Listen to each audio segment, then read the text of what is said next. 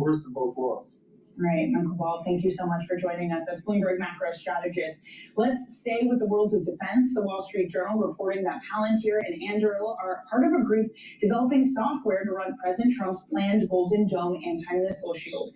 Palantir's chief technology officer joined Bloomberg Tech yesterday to discuss AI's role in defense. Obviously, current operations are ongoing, but I think people will reflect back and say this is the first large-scale combat operation that was really driven, enhanced, made substantially more productive with technology, with AI. Bloomberg Tech's Caroline Hyde conducted that interview and joins us from Washington. Caroline had the so-called Golden Dome. It was something that had been discussed even before the war in Iran, but Palantir's share prices up nearly 13% since the war broke out. How have the conversations, you've been talking to many tech folks in Washington, D.C., how is the corporate American world reacting to war in Iran, and how are they changing their behavior? Well, defense tech had already become the theme du jour throughout 2025, 2026, and it's just been amplified ever more so. And there you had really the CTO of Palantir saying AI is at the heart of this conflict like never before. He should know his Maven program system is something that is being used, the smart system, for basically understanding all the software inputs that they're coming in, all of the data, and they then amalgamate that to ensure that really this is becoming a far more efficient targeting system. Now, with that is then Palantir also, as we hear from the Wall Street Journal reporting, Palantir and Anduril maybe becoming command control center for the future of software when it comes to protecting the United States and its territories. This Golden Dome theory, $185 billion project that was already announced, as you say, could be being started to be tested software as soon as this summer. Now, this would really be bringing together other tech companies as well. Scale AI, for example, Swoop is another company that's involved, we understand, according to that reporting. But all of this just shows the billions of dollars that can go to these sorts of companies in long-term commitments coming from the Pentagon more broadly, but also that AI technology is at the heart of future conflict, at the heart of future defense. And that's exactly what we're hearing at Hidden Valley yesterday. You know, I can't get over this AMD story, or sorry, this ARM story, because for my whole life I've thought of it as a chip designer, and I've always thought it's interesting that they design chips for companies that take those designs and then make them at TSMC. Like, what do the companies actually do? Now, ARM is going to be doing their own chip design. Are they going to be a competitor? An AGI CPU. Everyone wants in on CPUs. NVIDIA's just come in to take and eat up some of the market share of Intel and AMD as well. It's a fierce fight going on in the world of chips for AI data centers. Hello, my name is DrPaulCottrell, and we are live streaming on Rumble, YouTube, my website, the-studio-reykjavik.com, and simulcasting on X Spaces. Thank you for joining. If you have a question, please type it in the chat. I'll try to get to it. If you would like, you can also ask for the mic on X Spaces and you'll be live on the show. There are two different versions of the live stream. There's the larger screen, and then there is the smaller screen with the telemetry of the market in real time. Whichever version you would like, it's up to you. Thank you for joining. Please help support the work that I do by donating on my website, the-studio-reykjavik.com.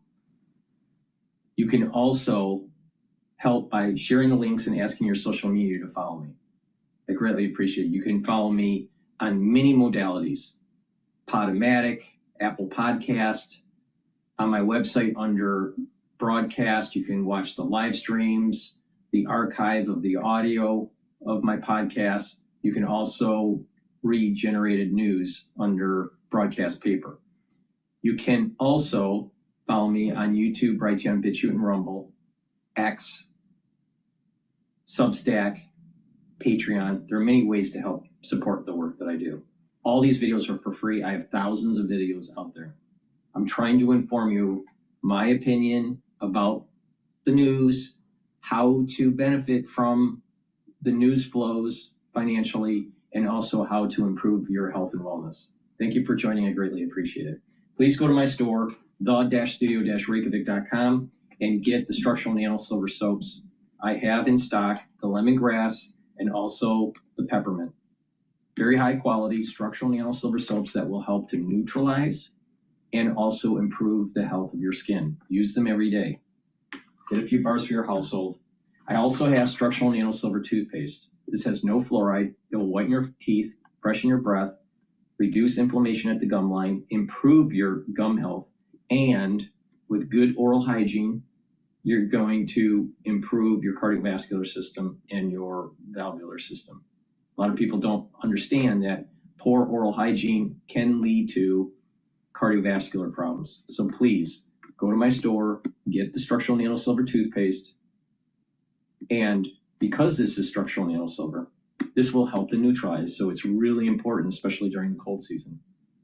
There's no toothpaste out there that's better than this. So please go to my store, get a few tubes of the toothpaste for your household, use it every day. All right, with that, the big news that took place is that there's these peace negotiations that are happening. Trump is overly enthusiastic about how things are going. The rumor was last night that J.D. Vance was going to be negotiating with the Iranians, and the Iranians didn't want Jared Kushner there. So, so J.D. Vance is involved now. Throughout last night's trading session and early morning, what happened was that oil was stable and trading at around the 88 handle, and energy was trading down. Well, news just came out that the Iranians are not agreeing to the 15-point plan. So it looks like peace talks have failed. So right now, as that news came out, there was a little bit of a tick up in natural gas. Right now, natural gas is trading at 2.899. And the oil market right now is starting to recover. It's now trading at 87.54, but it was trading above 88. So we'll see what happens. Right now, the market, in terms of oil, seems to be hoping for some sort of peace deal. Now, the equity futures are at 6,659. So they're up right now. Trading hasn't begun yet. It'll happen in about 15 minutes, 14 minutes from now. So we'll see what happens. But there's a big question mark. Will the peace talks fail between the Iranians and J.D. Vance? With that, let's listen in to Al Jazeera. Where insecurity, actually the cause of insecurity, rather than bringing security, all these Actually, what you're pointing out, if you allow me to jump in, what you're pointing out is that the U.S. and Iranian positions, almost a month into this war, may be further apart now than they were a month ago, because you're saying Iran sees it. The point of the war from the U.S. point of view was to weaken Iran and obtain more favorable, if there is going to be a negotiation at some point to obtain more favorable conditions from Iran. You're telling us that Iran sees itself as having a stronger hand now. Well, yeah, of course. I mean, what United States should learn is that military supremacy doesn't necessarily lead into a kind of a vital victory or a decisive victory at all. And geopolitics is important. Ideology and nationalism is also important. The historical architecture of the region is also important.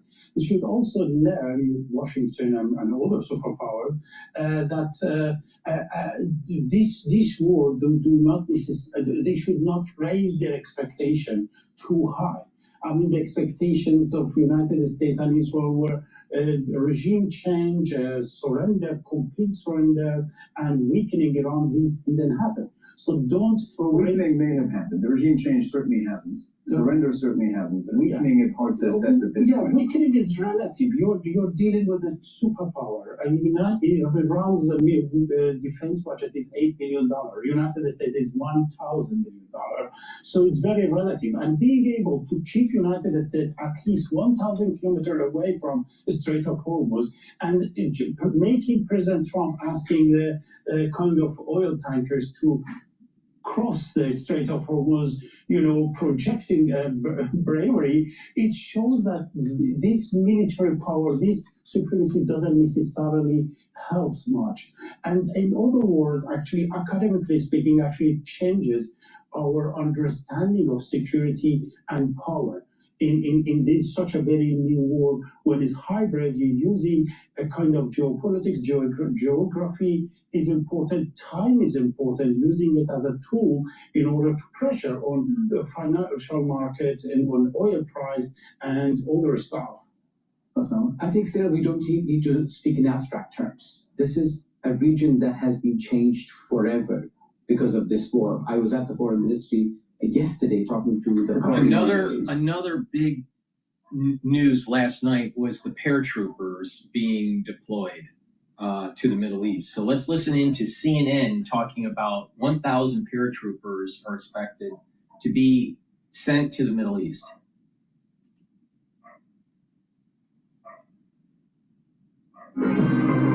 Stop and savor the strawberries.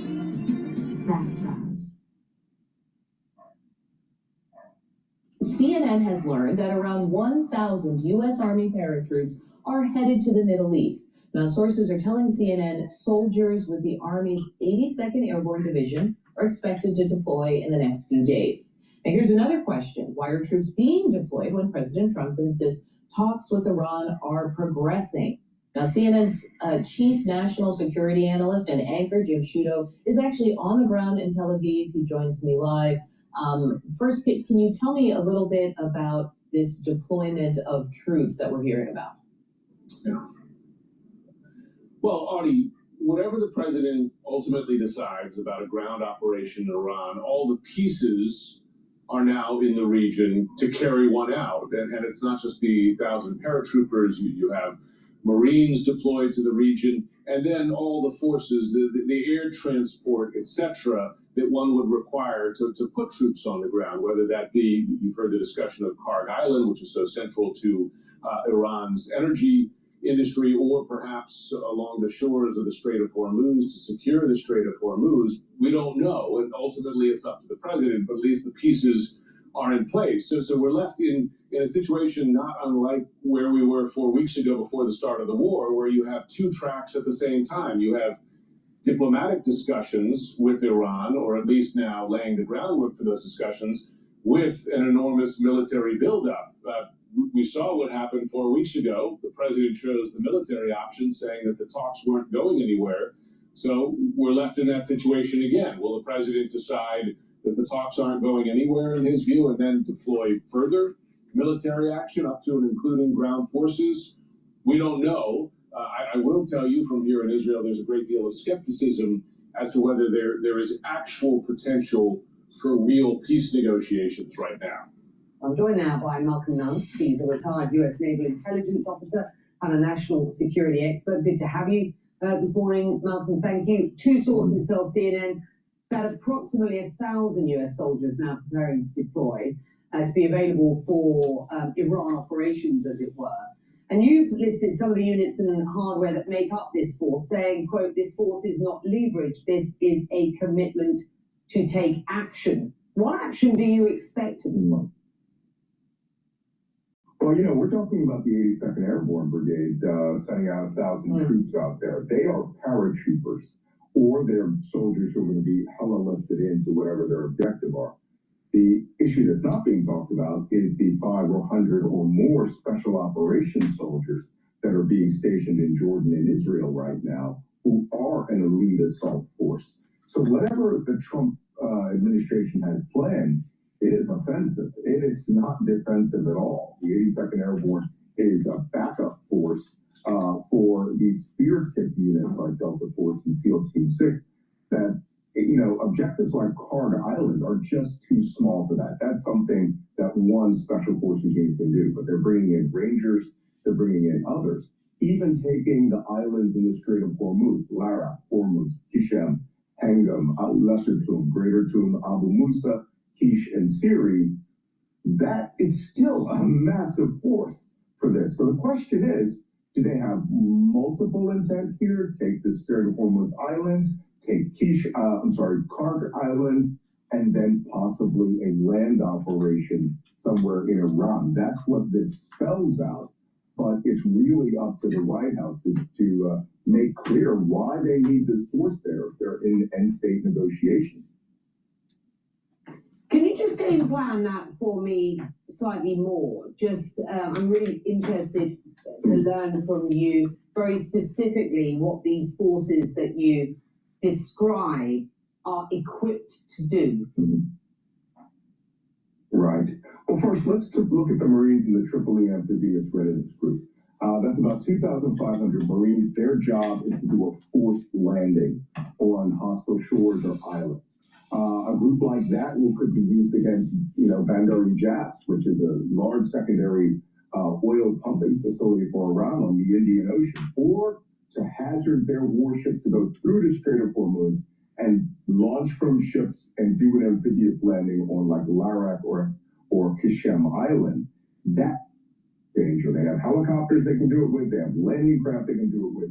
But it's easily mined and it's easy narrow channel to attack with anti-ship missiles, even if you have heavy air defenses. They put the helicopter over the Musandam Peninsula and land on islands like Abu Musa, which belongs to the United Arab Emirates, at Lesser Toulon, Greater Toulon. They could do it in an extensive bombing campaign on these islands this week by the U.S. government. But one thing they didn't do was they did not bomb the airstrips, which means that they look at like they're going to use that for future operations. Kishem Island, the one that's shaped like a shark, is much more extensive. It's 53 villages. It requires water from desalinization. That's a massive target. That's something that the Marines themselves may make an initial landing, but you could paradrop the 82nd Airborne troops there. But that's fraught with danger because you have to have absolute aerial control. You have to be sure there's no surface-to-air missiles, and you could lose or injure people just jumping out of the airplanes onto that big island. But Delta Force, the Rangers, they could easily take Carter Island in a matter of an hour. It's a question of keeping it without getting bombarded day and night.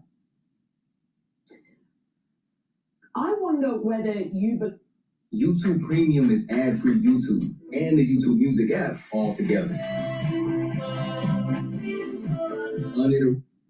I wonder whether you believe that the deployment of these troops has been part of the long-term planning and strategy, or whether this is a US administration.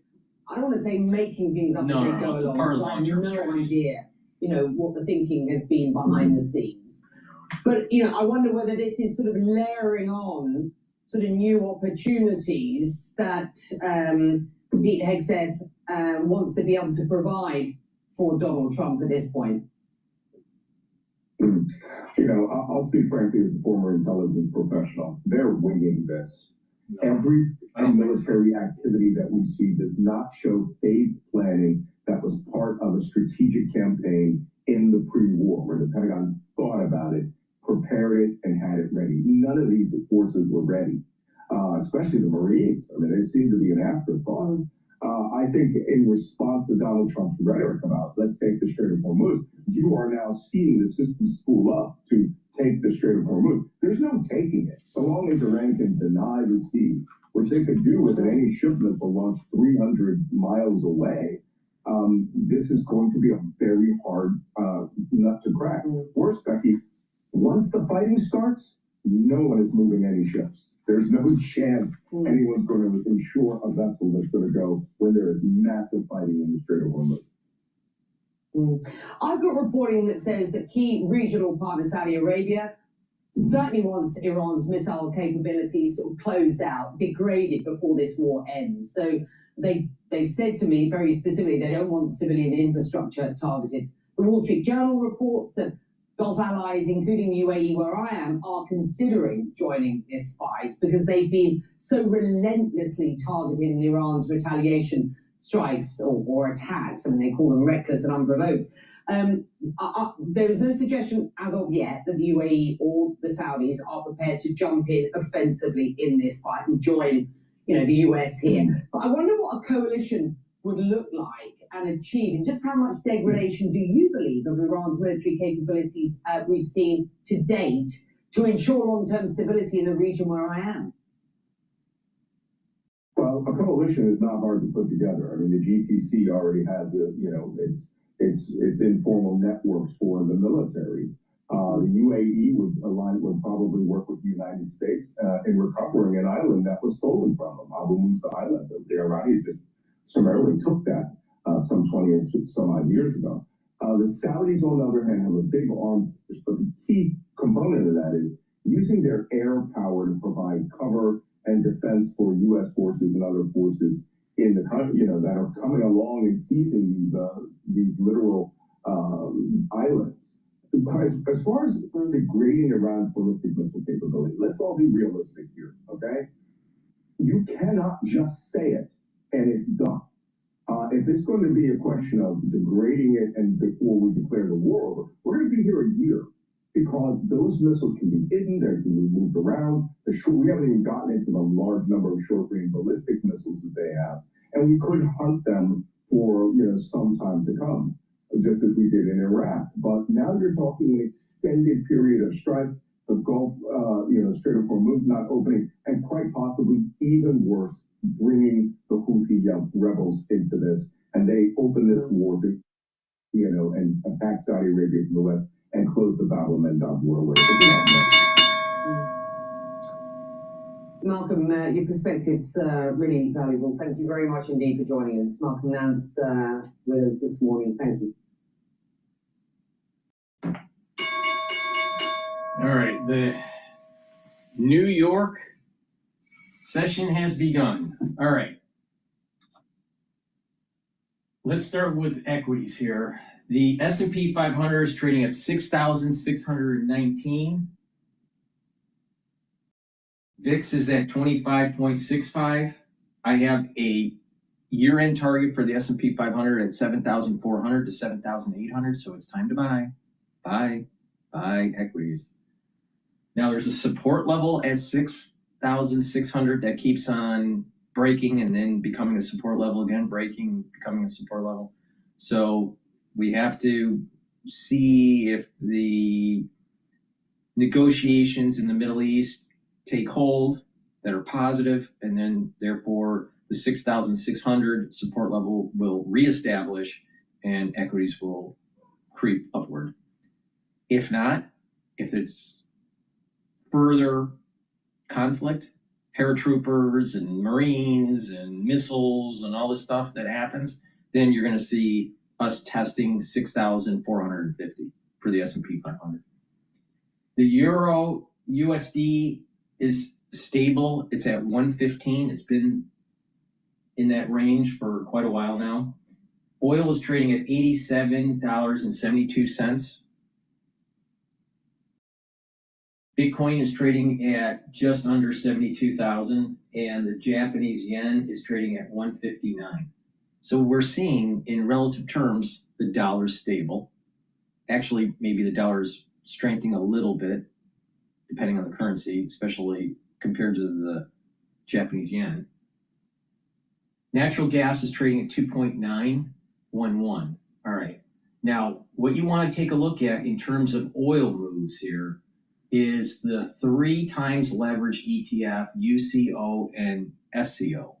UCO is trading at 30.06 and SCO is trading, I believe, at 8.655. So UCO is longing oil, so if oil's going to go up, that ETF will go up. And SCO is the inverse. So we should see, if we have positive news about de-escalation, we should see UCO precipitously drop and you'll start to see SCO start to climb. All right. So that's shorting oil. Now, natural gas is drifting down. So you want to take a look at the ETF COLD, spelled with a K, KOLD. All right. Now, another way to look at this is to take a look at Gush and DRIP. Gush is trading at $43 a share, roughly, and DRIP is the inverse of Gush, and it's 4.28. I believe both of those are 2 times leverage. So that's a little bit of a market cap. Please go to my store, the-studio-reykjavik.com, and get the structural nanosilver gel. You can get it in the tube form or in the quick dispenser form. Have some at home or at work. You never know when you need it. If you have a cut, an abrasion, or a minor burn, put it on the lesion. It'll help to heal it. This will also help to improve the health of your skin as a topical. And if you're not feeling well, or someone around you is not feeling well during the cold season, put it on your hands, around your eyes, around your ears, around your mouth, around your nose. Lightly coat your nostrils. It will stay active for 5.5 hours, and it will neutralize.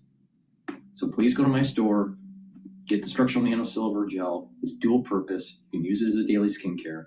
It's really important to have because you never know when you need it. Also, vitamin C and magnesium will help to boost up your immune system, help with brain function, and also help with the health of your skin. This stacks well with using the topical structural nanosilver gel because both of these will help with skin health. Now, vitamin C and the magnesium is really important for immune system, but also brain function. Magnesium and zinc boosts up that immune system and helps with brain function. And magnesium increases the efficacy of vitamin D3. So you can stack these together or take them separately, but it's important to take magnesium daily. So please go to my store, get the magnesium and zinc and the vitamin C and magnesium. Use discount 5, all caps, you get $5 off any order. Please go to my store, the-studio-reykjavik.com. All right, with that, I want to go to BBC on their take about these negotiations. Iran's military has accused the United States of negotiating with itself over the conflict in the Middle East. A spokesperson added, "Someone like us will never come to terms with someone like you." Well, President Trump insists his administration is talking to the right people in Iran and that they badly want a deal to end the war. Well, Mr. Trump also claimed he had been given a great prize by Iranian negotiators, adding it was related to oil and gas and the Strait of Hormuz. Iran has said what it called non-hostile vessels can pass through the strait, which is critical to the global economy. Well, from Washington, David Willis begins our coverage. Amid talk of peace, the war continues in the Middle East. The report suggests the Trump administration has come up with a 15-point plan aimed at ending the fighting, and that negotiations are already underway.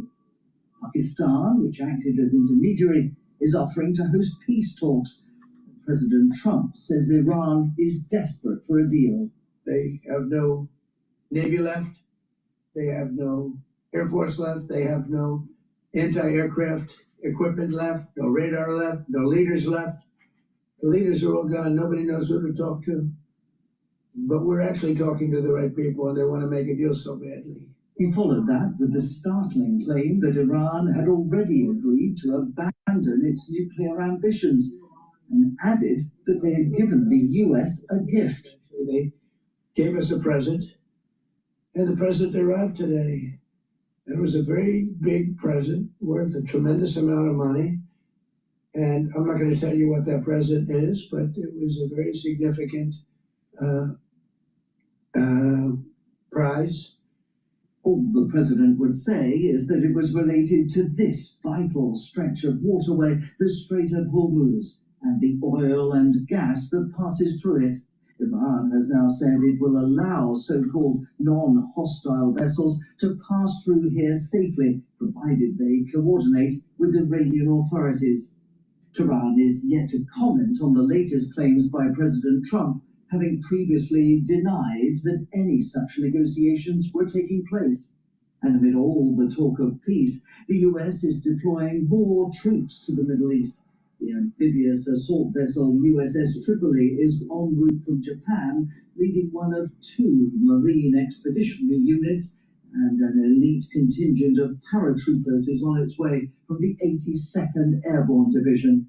Meanwhile, Iran continues to lash out at its neighbors, a reminder that for all the talk of negotiation, this conflict is far from over. David Willis, BBC News. So let's get the very latest. We can cross over to Doha. Our security correspondent, Frank Gardner. Let me just interject there. and Frank, just once give you again- my perspective of what I think is happening. I don't think Trump is negotiating with himself. I think what's happening is there's factions because there's no real leader, that there is a faction that we're dealing with to try to de-escalate the situation where they do have control of some weapons. There's other factions that have control of other weapon caches. Because of this, we're like creating a wedge. So the ones that are probably telegraphing in the mainstream media that Trump's just negotiating with himself, well, he may be not negotiating with them, but he's negotiating with a different faction. And maybe, hopefully, now again, this is just a hypothesis. I can't prove this, but if this is happening and we're negotiating with a faction that is a little bit more open to the 15-point plan, they may be also open to aligning with the seculars within the society. So it's probably some sort of wedging effect that Trump is dealing with. Now, think about Trump. Trump has done a lot of deals, right? Forget about his presidency. Think about his whole career. He's done a lot of deals and contracts and construction and licensing deals, all right? So when you're in these kinds of deals, when you're especially in construction, you may be trying to bid on some property to develop, but you have other developers that are trying to bid too. And it's so sometimes you position yourself in a way where you're working with another developer, right, to be able to fight against a different developer.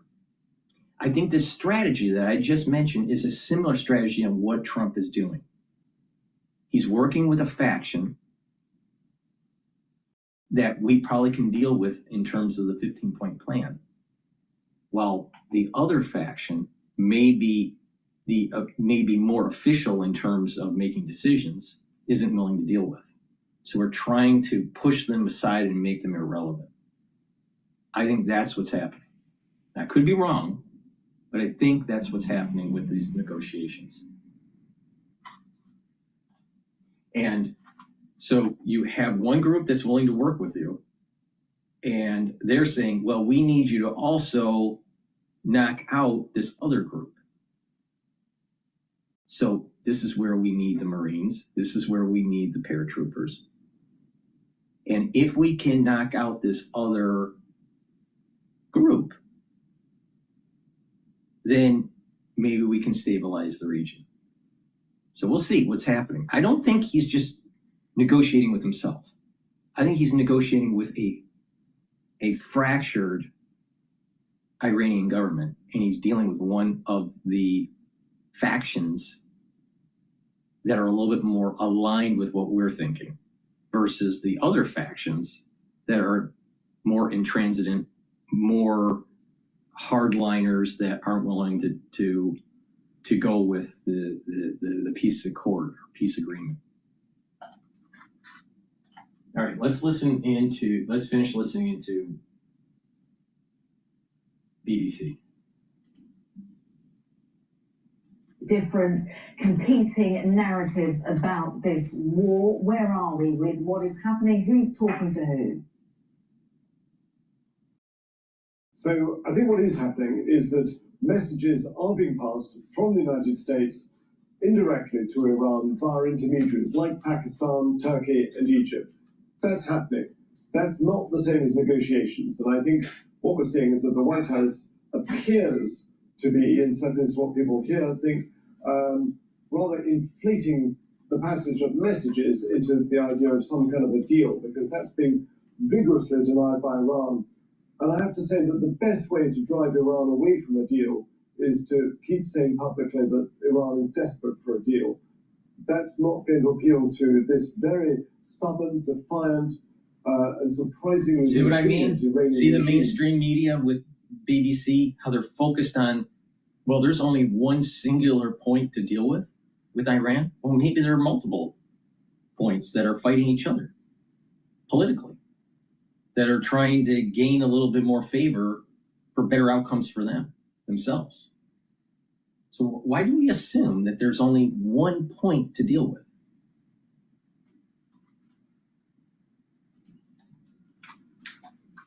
Which is essentially now the Iranian Revolutionary Guards Corps, because the supreme leader, Ali Khamenei, is gone. He's been assassinated.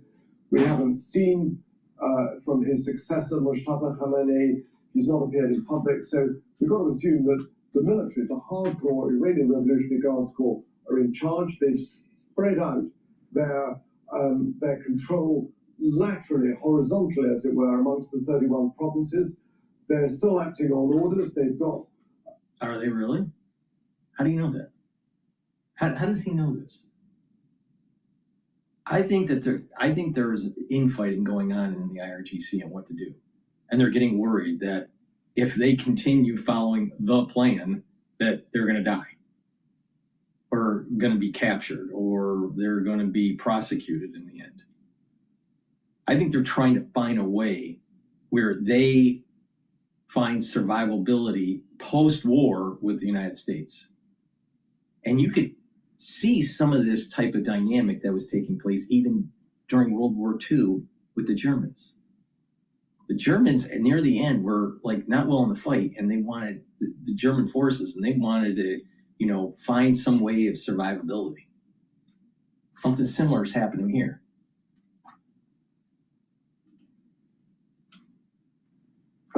Extraordinary resilience. They are in control largely of the Strait of Hormuz. They are charging shipping $2 million a time for every vessel that comes through there, saying you can come through, you can't. You're an aggressor. You belong to an aggressor state. So the faction that may be not working with Trump may be in control of that area, but there may be another faction that's in control of a different area. And if we work with that in that group, maybe we can put pressure on the other group with our forces and the IRG forces that are more aligned with what we want, and we annihilate this group within the IRGC that's not willing to play ball. I think that's highly probable. Now, again, it's a hypothesis, but why does he assume that they're a horizontal organization, but why do you assume that there's not breakaway? Maybe they're breaking apart. How do you know that? I mean, if they're noticing, lots of bombs from the United States, there is no way that they can survive our military. The question is, how much pain do we want to incur to get the job done? That's the big issue here. It's not that we can't get it done. I think his analysis is too simple. It's assuming that it's monolithic, that the IRGC is monolithic. I don't think it is. They're exporting over 1 million barrels a day of their own Iranian oil through the Strait of Hormuz to China and to India, while Gulf Arab states' oil and gas is sitting idle here on this side of the Gulf. It's a terrible situation for the Arab Gulf states. It's a pretty strong one for Iran, and the US is not, despite what it says, achieving its aims in this war. So, Frank, just help us to understand. As you say, Iran has these 31 provinces. All of these provinces have their own effective Iranian Revolutionary Guard Corps. Who is in charge of the overall, if you like, the federal part of it? Because there's got to be somebody heading this. We know that Mustafa Khamenei is not seen. Is there one person that is overseeing all of this? To be honest, I think that's probably a question you need to put to an Iranian expert, of which I'm not.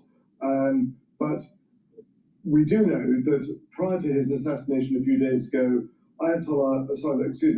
Ali Larijani, not Ayatollah, Ali Larijani, who was the secretary of the Supreme National Security Council in Iran, a very experienced former Speaker of Parliament, but he was certainly reported to be overall running the conduct of the war.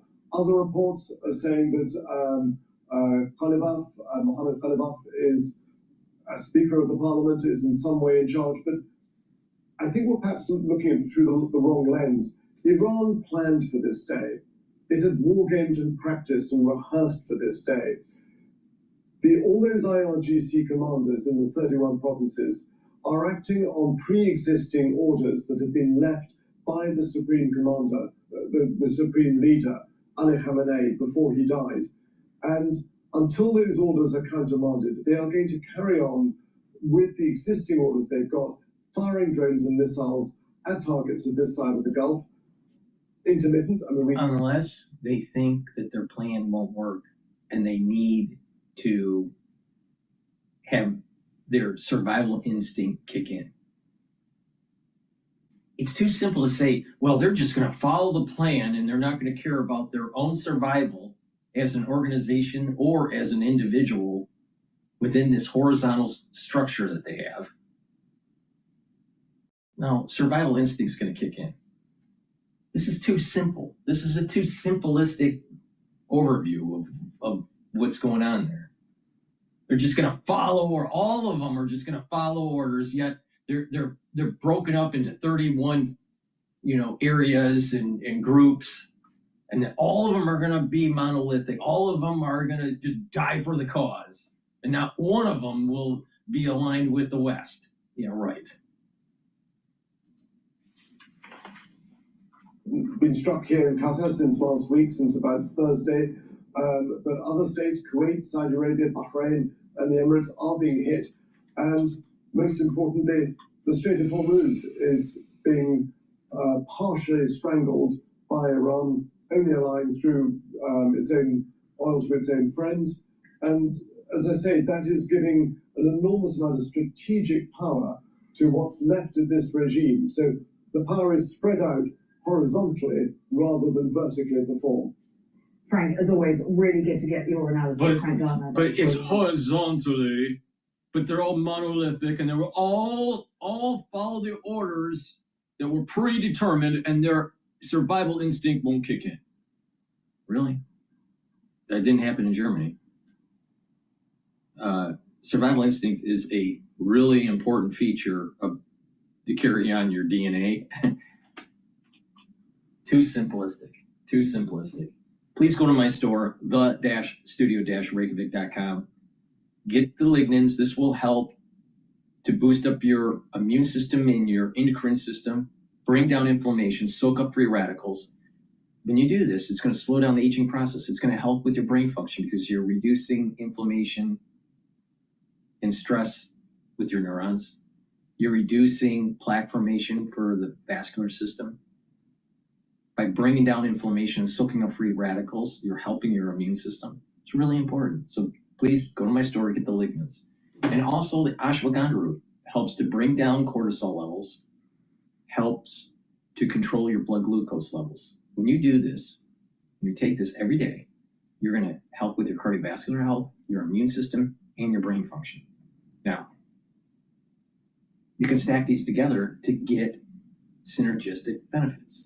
So please go to my store, get the lignans, get the ashwagandha root, take it every day, and it's going to slow down the aging process and help all these different organ systems that I just mentioned. And get vitamin D3. This will help to increase your bone density, help to get rid of cells that need to go into apoptosis, especially if they're infected. And vitamin D3 also helps with cardiovascular health. So please go to my store, the-studio-reykjavik.com.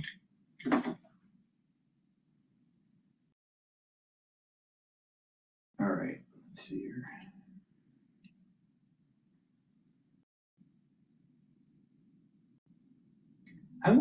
This is interesting.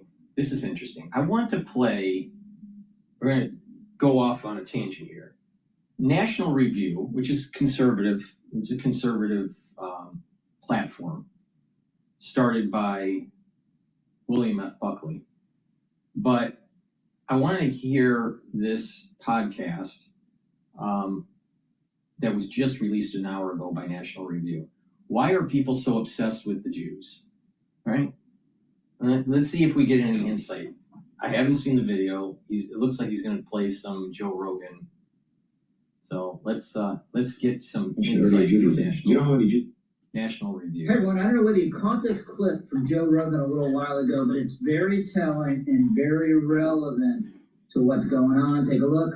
For example, Judaism. You mentioned earlier Judaism. Do you know how many Jews there are in the world?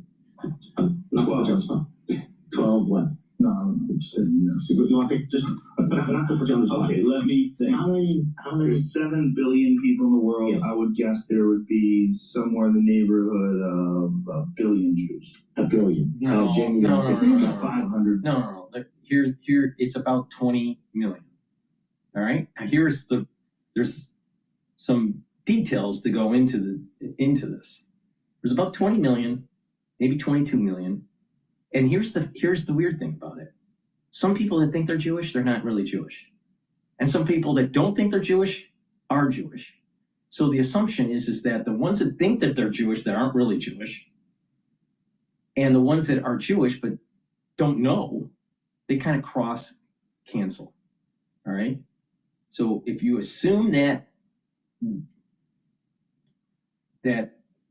flow out and flow back in terms of true population, it's about 20 to 22 million, maybe 25 million. All right, let's continue. Maybe I'm going to take a very conservative guess. I'm going to change it to 500 million. I'm so glad that we did this. You're going to be shocked. How many? There's somewhere between 13 to 15 million Jews. It's about That's 20. more than that It's in around New York. 20. No, you're out of your mind. No, just look it up. Shut the mic up. This guy's talking crazy. It's around 20. I'm a Zionist shill. Let Jamie now do his little Google magic. 13 to 15 million? That's 13 to 15 million. And Sorry, National Review, and that. And what's interesting is that when the Messianic time comes, what is called the Nasi, the ones that are super wise, they will be able to look at someone and know if they're Jewish or not. Not because of their physical features, but because they can see the soul. Because the Jewish soul has 5 layers to it. And they see this 5th layer. Now, I know this sounds, it doesn't sound like it's scientific, but from a metaphysical point of view here, the Nasi, the ones that will be setting the stage for the Jews to get purified by the red heifer. First, before you sprinkle the red heifer, ashes, the ashes are put into purified water and you're sprinkled, and that will purify individuals that were by anything that died. All right. You become impure when you're around dead things, dead animal, dead insects, whatever it is. All right. You automatically get impure. Well, you have to purify yourself. They wouldn't waste the purification water and ashes from the red heifer on non-Jews because non-Jews don't participate in the temple. So they have to have a filter to know who's Jewish and who's not Jewish. There's about 20 million people in the world that are Jewish, really Jewish. All right? The Nasi will know. Now, how they know, that's way beyond my understanding. But they will know. And they will tell Jews that they thought for ages thought they were Jewish. They're going to say, you're not Jewish. And they're going to tell people that were not Jewish, that never knew that they were Jewish, they're going to be told you are Jewish. And then there's most likely going to be the same thing that took place. I think it was right before the 10 commandments coming down, before the tablets coming down. There was a massive preparation for the males for circumcision. Now, you have to remember the Hebrews were in Egypt, and they went out. They went through the Exodus, right? But what we call Jewish didn't really get established until Mount Sinai. So they had to prepare the Hebrews to make sure that the males were pure enough to be able to receive the commandments from Mount Sinai. So that means for the males, they had to do a massive circumcision and prepare for that. But it also meant that the females had to go through a mikvah. They had to go through a spiritual bathing to prepare themselves for this coming of the commandments. And everything after that is what we would call Jewish. Well, once the Messianic era comes, the Messiah and ones under them are going to determine who's Jewish and who's not. And then they're going to be told, you have to go through now another ritual that was similar to what happened at Mount Sinai. Massive circumcision, if they're not circumcised, or blood drawn, if they're already been circumcised. Because you want to set the field that everything is pure. And the women go into a ritual purity through the bathing, the mikvah. And it sets everything, resets everything. So everyone after that is Jewish. Anyone that didn't go through that process, even if they had a long lineage of being Jewish, at that moment in time, if they don't participate in this, they're not Jewish anymore. So there's a more complex thing that's happening here. So you have millions of people that don't think they're Jewish, but are really Jewish. There are also millions of people that think they're Jewish that are not Jewish. But it basically cancels. Basically. Maybe a little bit more on the Jewish side than the non-Jewish side, but it basically cross cancels. So let's just throw that. So it's approximately 20 million Jews in the world. So a lot of people don't understand some of these nuances. And there will be Jews going all the way back to Mount Sinai that may not want to participate in the Messianic next phase. If they don't participate, they're no longer Jewish.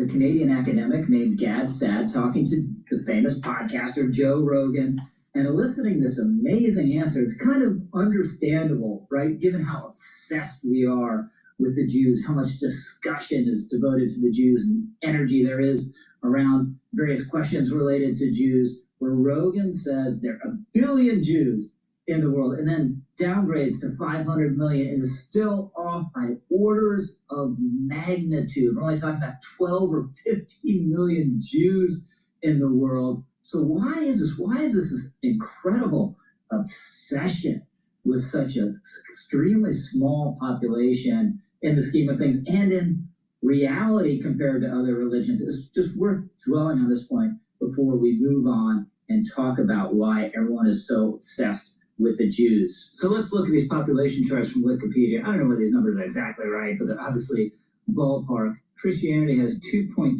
billion adherents around the world. Islam, 2 billion. Hinduism, 1.2 billion. Buddhism, 300 million. Various folk religions, 200 million. So those are big numbers. Judaism isn't anywhere close. Then we look at the medium-sized religions. You got Shinto, 89 million. Oh, that surprises me that Shinto has 89 million.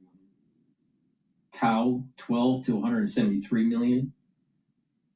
Wow. And it's so there's also another nugget of knowledge that you should think about here. What we call heaven, or Gan Eden, the Garden of Eden, is only for a certain percentage of the people. All right? It just doesn't mean just Jews, or, it could be Tao's and Christians and even Buddhists and Muslims, right? It depends on what kind of life you lived. But the population, only 10% of the world population will see heaven. And because there's a fractal, there is this Fibonacci sequence that's happening in nature, where there is multiples of a number, there is a spiral, things rhyme, right? Well, the same thing is happening with the actual composition of religions. What are the two big religions? Christianity and Islam. They're at the larger arc of the Fib sequence. They're farther away from the center in terms of population. But when you look at it in terms of the Abrahamic faiths, the Abrahamic religions, Judaism is the smallest. It's near the center of the Fib sequence.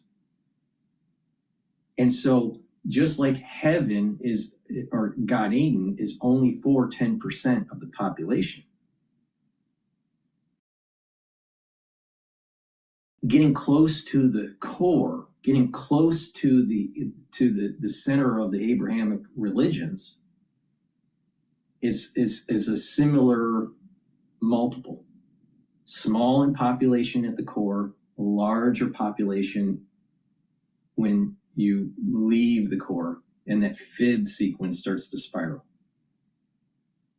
All right? So I know this sounds kind of like woo-woo kind of, but there is a dynamic that's taking place in terms of the population of religions, and actually a population that actually sees and gets into heaven. Now, that doesn't mean all Jews get into heaven, they don't. But what we are seeing in terms of population is a similar mapping or a similar dynamic to the number of people in the world population that will actually see heaven. Everyone else is going to be lower on the rung. So 90% of the people will not see the upper level of heaven. 90% of the people out there.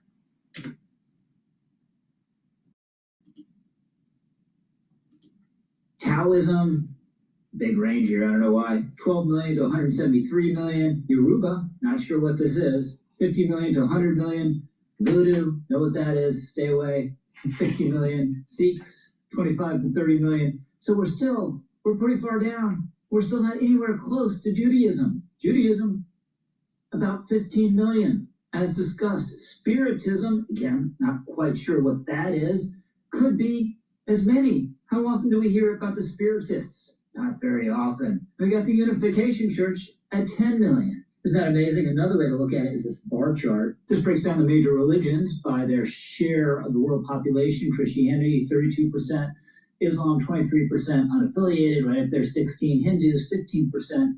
Buddhists, 7%. Folk religionists, there they are again, 6%. Then all the way down here at the bottom, Jews, 0.2% of the world population. See what I mean? The Fib sequence, you can see it with the bar chart here.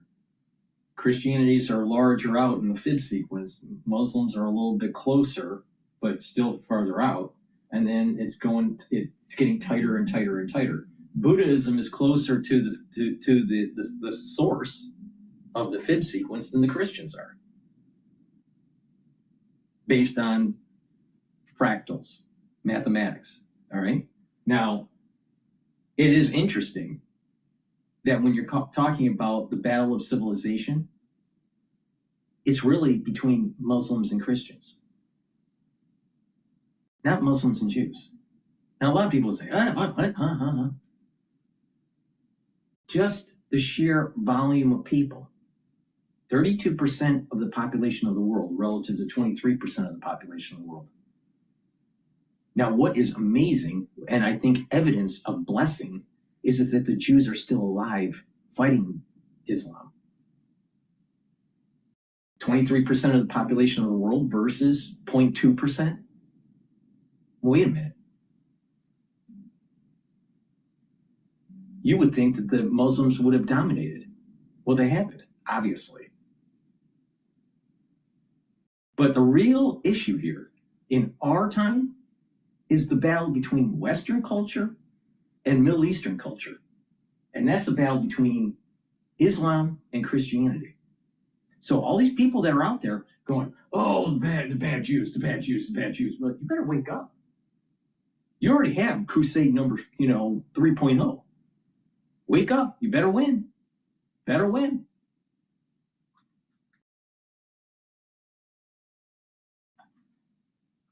Amazing. Another way to look at it is how Israel stacks up versus other countries in terms of total population. So here we have this list via Wikipedia, once again, please forgive me, of countries by population. And you got to go way down here somewhere. We'll find it in a second, I'm sure, to find Israel. Here it is, number 92, right above it is Azerbaijan.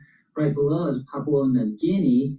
Neither of which you hear very much about compared to number 92, sandwiched right there in between them. Now, admittedly, sheer population is not necessarily the best way to judge the importance of a country. Israel punches above its weight. It's very technologically advanced. It's in a really religiously sensitive and consequential part of the world.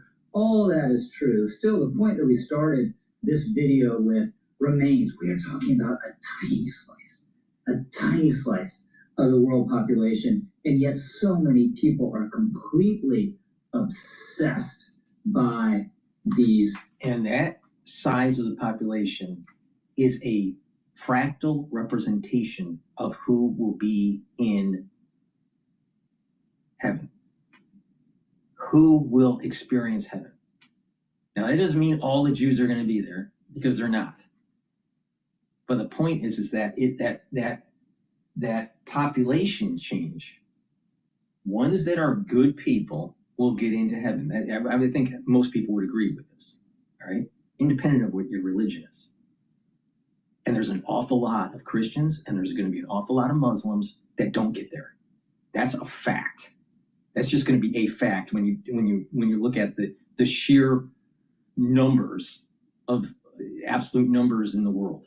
9 billion people. Less than 1 billion are going to see heaven.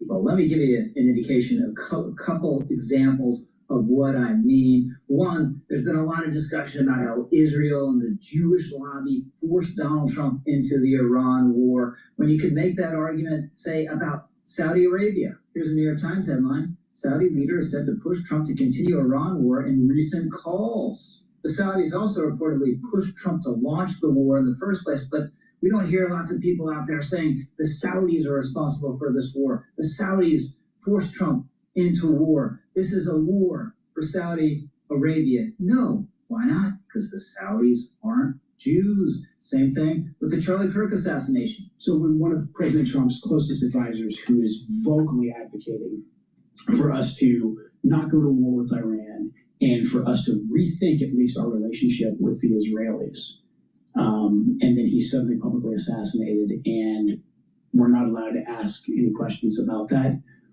It's a data point. It's a data point that we need to look into. So Joe Kent is clearly implying there that the Jews might have killed Charlie Kirk. If we're going to blame religious minorities, why not the Mormons? There are a lot of Mormons in Utah, but no, that is not as emotionally satisfying. That isn't as resonant in all sorts of ways as blaming the Jews. So why this obsession with, again, this very small percentage of the world's population? Well, I think that goes to the mystery and the scandal, if you will, of the Jews, and involves some really deep and profound factors. One is that thanks to ancient exiles, thanks to expulsions during the Middle Ages, thanks to a mobility because of involvement in urban professions and trade and things like that, and other horrific displacements, you have Jews all over the place. So if in your society you want to blame someone for something, blame an outsider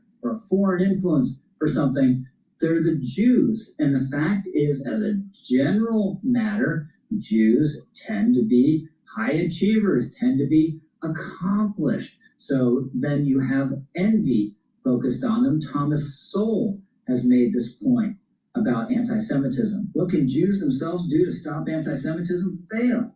Because as long as you succeed, you're going to be hated. In the U.S. context, you have Jews overrepresented in various fields, whether it's finance or filmmaking or the media, leading to the lazy and crude belief that Jews must be controlling these industries. And this plays right in, this dovetails into what I've been saying, that what's going to happen on September 11th, 2026.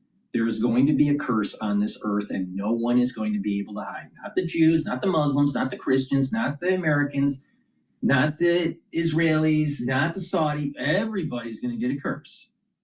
Why? Because mankind keeps on fucking up and is not trying to find peace and prosperity for all. No, we want to demonize. That's what mankind wants. Look at your social media. When you scroll, do you think that society is healthy? If you think society is healthy based on what you're seeing in social media, you need to be checked by a psychiatrist. All right? So the reality of the situation is this. Mankind doesn't deserve the blessing. Look at what has happened since October 7th. Has mankind gotten better? No. It's gotten worse. Look at the division between the ultra-liberal and the conservative. What about secular society versus religious society? Do you think that we're healing the planet? Or do you think we're causing more harm? What about the urban sprawl? Are we making things better for future generations in terms of making sure they're not in debt? Every baby that's born today, assuming they survive the abortion rights that have been pushed by the ultra-liberal, but every baby that's born today in the United States, they have a serious debt that they have to deal with. Because we, as a society, have incurred so much debt, and we're just going to kick the can down the road and let other generations deal with it, to the point where they won't be able to deal with it. You think that's right? You think it's fair? What about our responsibilities? We don't deserve the blessing. And therefore, a curse is coming.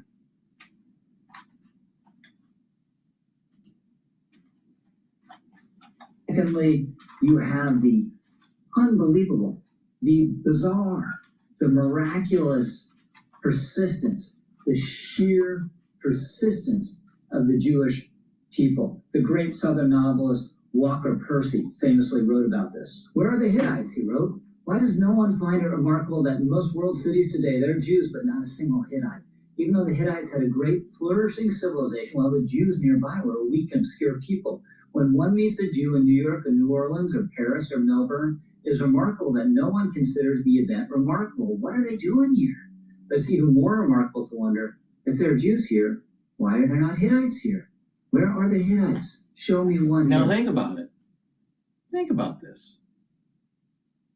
In terms of stable governments, the United States is the longest. We have, the United States has a short relative history compared to the UK. But in terms of a stable government, continuing government, there's no government in the world that is long-lasting as the United States. Now, take that one step further. There's really no religion that is as continuous as the Jewish religion. Now, let that sit in your head for a while. And then you wonder, how's this happen?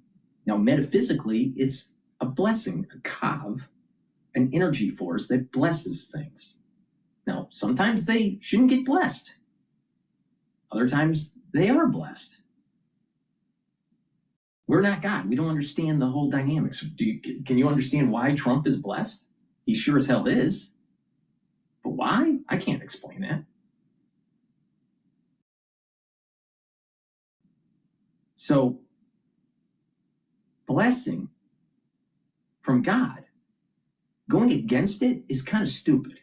Go against Trump when you know that this guy's blessed? Yeah, he's rough on the edges and he, does some bad things on the side and, who knows, all right? But the guy's blessed. So does it make sense to go against the blessing? We don't know why God is blessing Trump. He's some sort of vehicle for something that is happening on the world stage. And we're just, no matter how smart you are, no one's smart enough to understand it. We can get glimpses of maybe, but we don't know for sure. The Jewish people couldn't survive what they went through if they weren't blessed. So does it make sense for a society to go against that blessing? To demonize those people? Because you're demonizing the blessing. Do you think things are going to turn out well for you? I don't think so. I don't think so.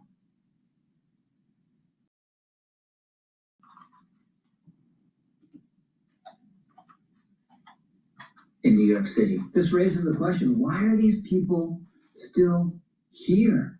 They're supposed to naturally disappear or even be destroyed. The great Rabbi Jonathan Sachs made this point. The first reference to Israel outside the Hebrew Bible is on the Merneptah stele, a slab of black granite engraved in the days of Pharaoh Merneptah, successor to Ramses II, the man some scholars identify as the Pharaoh of Exodus. It says, Israel is laid waste, her seed is no more.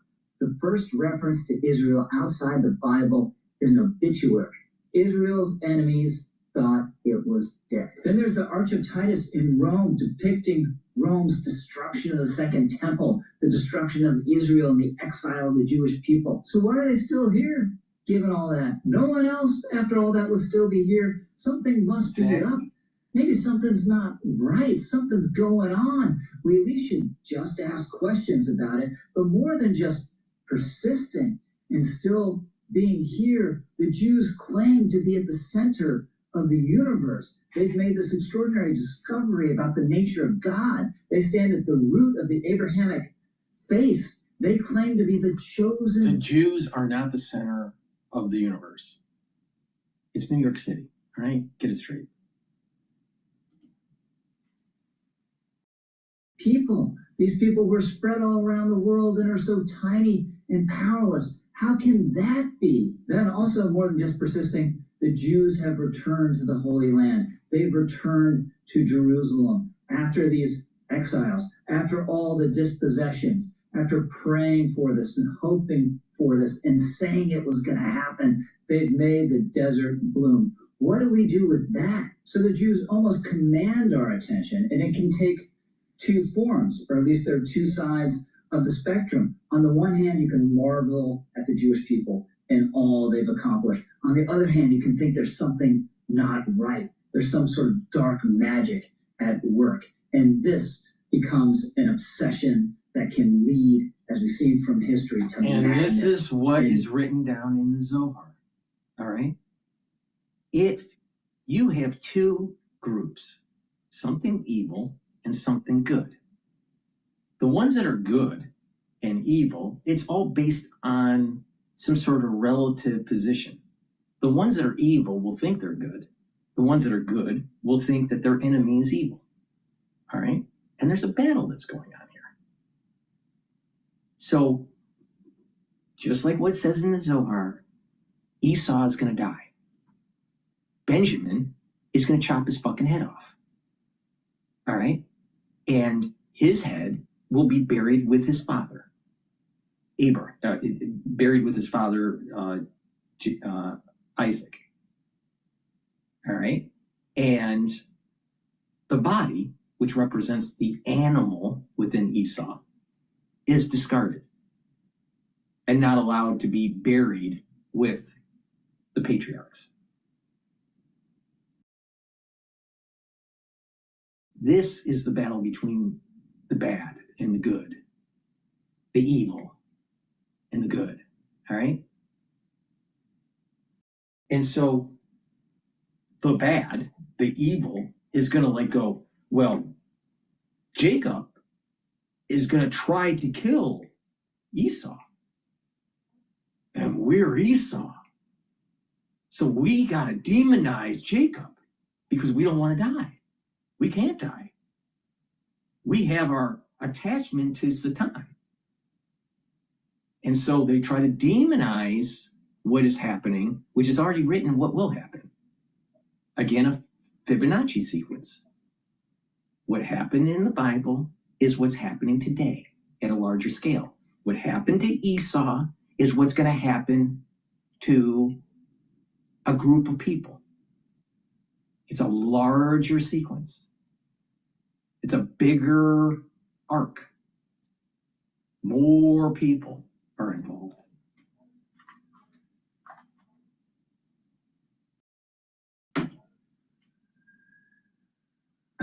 Murder.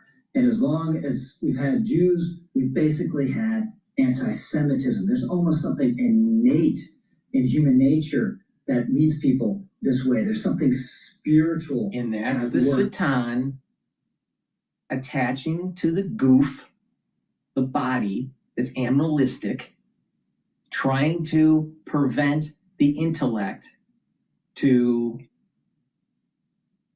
override the power of evil within the body. And so societies that are more aligned, that have a soul root that's tied to Esau, is going to be more affected by this. Because if they don't repent and improve their intellectual part and subdue their animal part, if they don't do that, the world events and the metaphysics of this, they'll start to have conflict. There will be a rage that takes place because Satan wants Jacob dead, because Satan knows that if Esau dies, he loses the energy force. Now, I'm not making this up. It's written down in the Zohar. So go and read it. But there's too many people that want to demonize and not educate themselves and realize that there was actually a warning that this was going to fucking take place. All right. No one wanted to pay attention to the warnings. Everyone wanted to be, living in their own little world. They wanted to have cognitive dissonance. All right, fine. But it's still going to happen.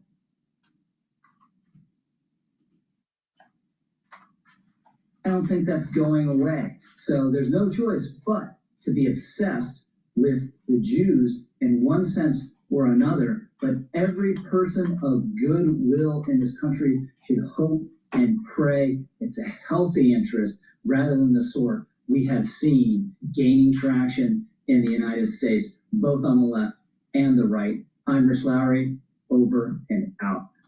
If mankind doesn't repent from what has been transpiring for the last 3 years, by the time September 11, 2026 happens, and the shofar is not blown on the Sabbath during Rosh Hashanah, there's going to be a curse. Now, there is some time between now and then to actually try to get the world in a better place.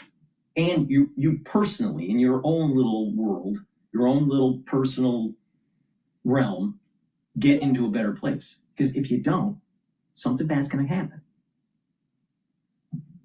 All right. Let's listen to Cash Jordan and how Mondani is hurting the middle class in New York City.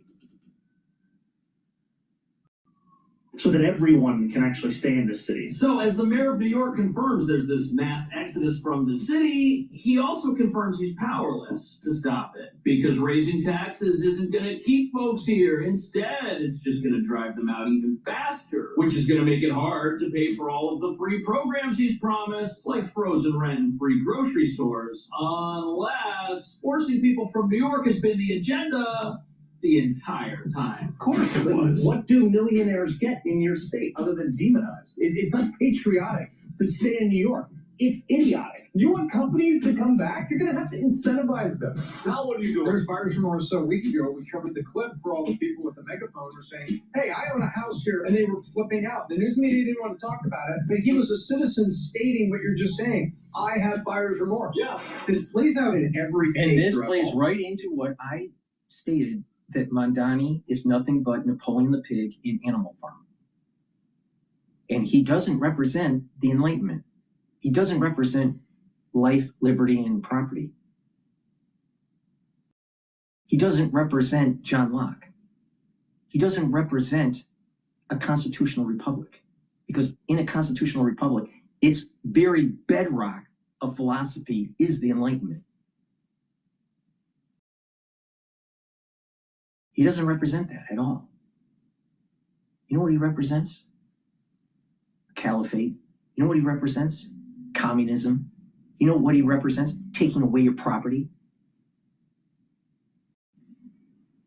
Now there's a phrase in the United States, don't tread on me.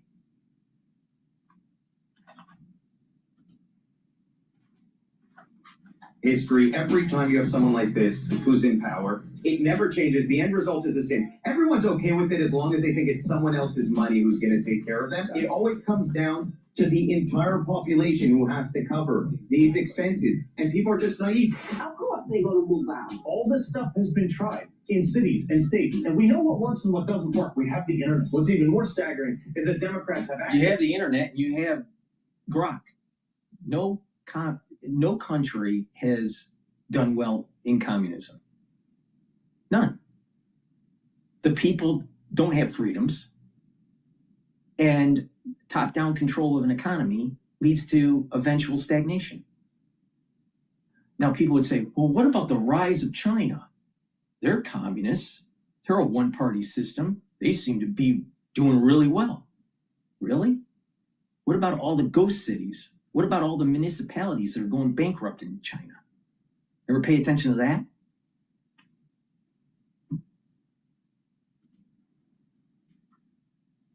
All this data, and they still run on these policies, and they're either just as stupid or count on the stupidity of the electorate, because over 51% of these states keep putting them back in charge.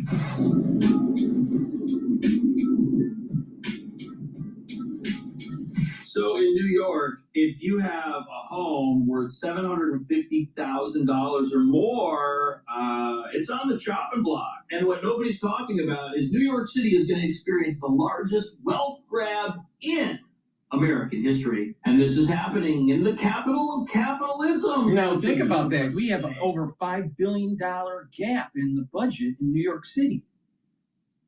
And look at all that money that went to illegal aliens. And now they're going to take the estate of little old ladies in the Upper East Side. But it must be the Jews' fault, right? Yeah, it must be the Jews' fault. You know, here's the problem. Here, America needs to fucking wake up. We are under attack. And we're under attack between Western civilization and its values and Islamic civilization and its values. And Islamic civilization and its values are not in line with our constitutional republic. And it's sure as hell not in line with the Enlightenment. No, but you got to demonize the Freemasons too. You got to demonize the Jews and the Freemasons. Yet the Freemasons is what's booted up the United States. I mean, like, everything about it is America, but you got to demonize them. You know, all these conspiracy theorists out there, they don't know what the fuck they're talking about. They don't even know their history. George Washington was a Freemason. But yet the Freemasons are controlling the whole world, and your life sucks because of the Freemasons. Really? Maybe there's a backstop of making sure that a caliphate doesn't happen in the United States. You ever thought of that?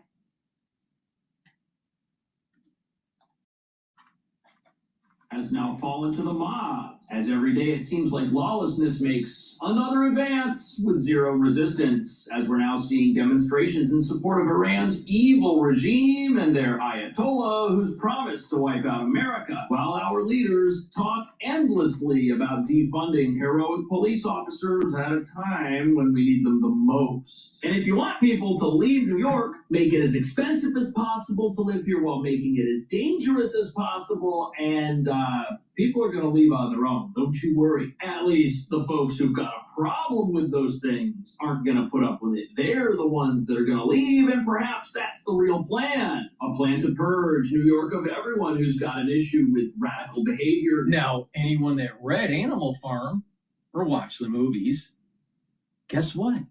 What did Napoleon the Pig do? He wanted to kick out the farmers, the ones that produce, and then take over the farm. And then the farm started collapsing. What about Atlas Shrugged by Ayn Rand? Same thing. It's the same, basically the same story. Socialism comes in, people that produce leave, and society collapses. Still think that you're going to get a blessing 9/11, 2026? The probability is really low. Dangerous regimes and criminal activities so that it can be completely taken over and remade in a new, comforting, collectivist image. And that brings us to the real reason many people say New York City is going to be transformed forever over the next few months. Once you destroy your law-abiding and get rid of them, they're never coming back, which is why some say... No, I disagree with Cash Jordan here, all right? There'll be destruction. We'll probably go back to the 1970s or 1980 hellhole of New York City, but there will be a moment in time, years later, maybe decades later, that someone rises up and says, enough is enough, and cleans it up, and it goes back on the ascent. But it's definitely in the decline. Now, I personally have witnessed New York City's decline. It started the last 2 years of Bloomberg's last term as mayor and accelerated with de Blasio. But hey, New York wants to be just like London. And if we keep on going down this road, we're going to wake up and we're not going to hear beep, beep, and bus sounds down the street and taxi cab drivers getting all pissed off and screaming, outside their window. No, we're not going to hear that. We're going to hear the call for prayer by some imam in New York 5 times a day. Thank you, Mondani. But blame the Jews. Blame the Jews. Yeah.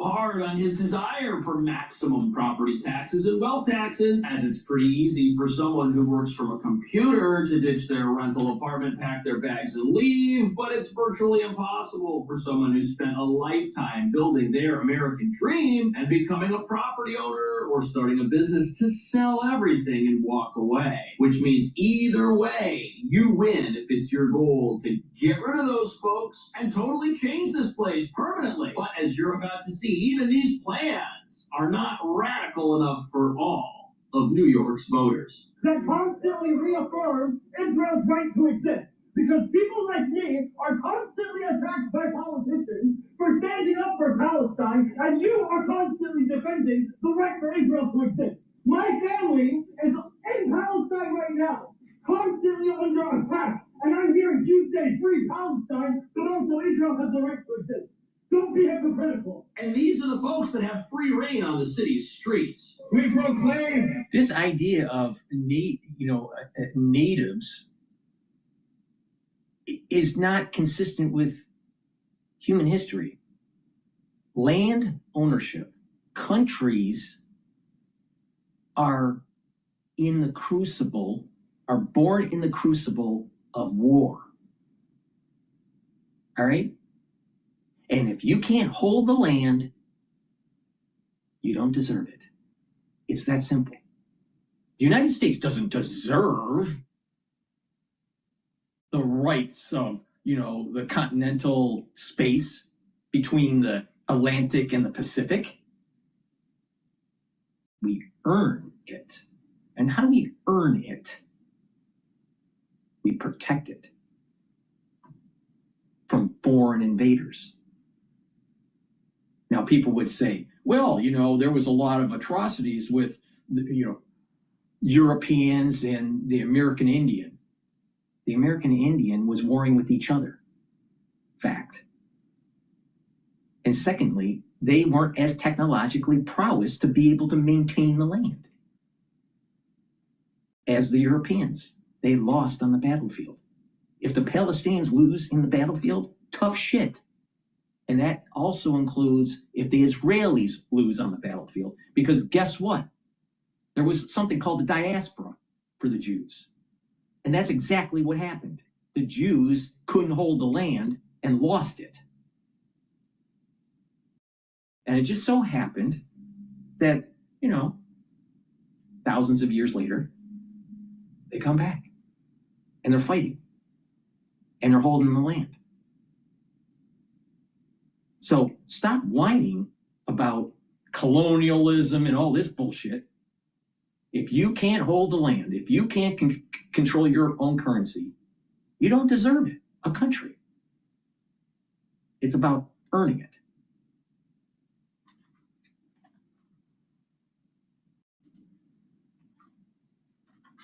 Support for the Islamic Republic. Shame, shame, USA. So shame, USA? Why doesn't the Palestinians fight and hold the land? It doesn't look like they can. And remember, the Jews, it happened to the Jews 2,000 years ago. They lost. They were kicked out. Rome took over.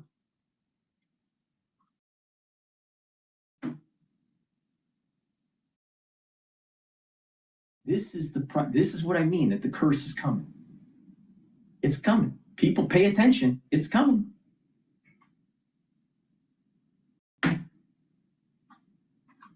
USA! That's so crazy that people would be on the streets of New York supporting a dictator whose values go against everything they say they stand for just because they've got a bigger problem with the president of our country. And these are the same folks. Or they have a problem with the president of our country, and they have a problem with who's aligning with the president, which is Netanyahu and the IDF. And if our politic started to align with the protesters, these Palestinian protesters or these Iranian protesters, it would only metastasize and to try to pull down the constitutional republic that we have. This is the very nature of the idea of a caliphate. And so these people that are complaining about colonialism, Western colonialism, they're not paying attention that it is in the DNA of the Quran, colonialism. What do you think a caliphate is? It's colonializing. It's taking over a region and converting individuals into the Muslim faith, the Islamic faith, and it's pushing out others. Now, if they, because of just the dynamics of human beings, independent of the religion, if they're successful at that, then they earn the land. I have a problem with it because I am more aligned with Western culture, not Middle Eastern culture. All right. So a caliphate is a existential threat to a constitutional republic. It is a existential threat to the Enlightenment.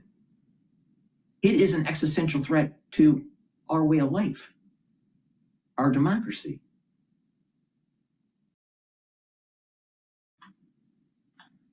Do you think this is not going to metastasize?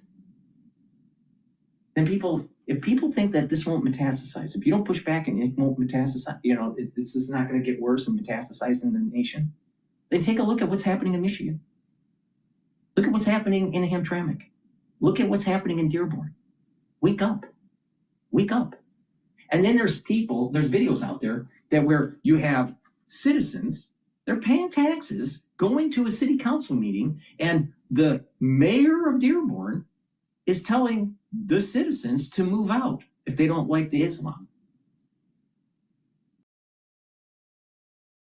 That he's in control. Americans need to wake up or they're going to get cursed. The Brits seem like they're still sleeping. And yet their country is being taken over. Look at it. What is an Englishman now? What about the culture of the English? No, that's being all taken over because of stupid ultra-liberal policies of multiculturalism and relativism and postmodernism. But just blame the Jews. It must be the Jews' fault. Really?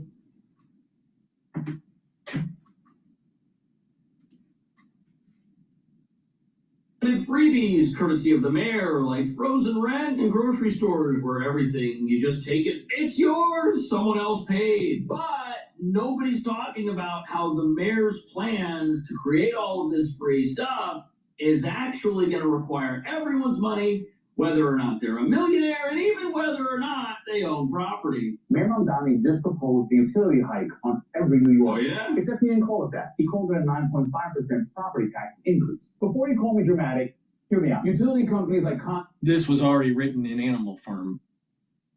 Too bad America can't read.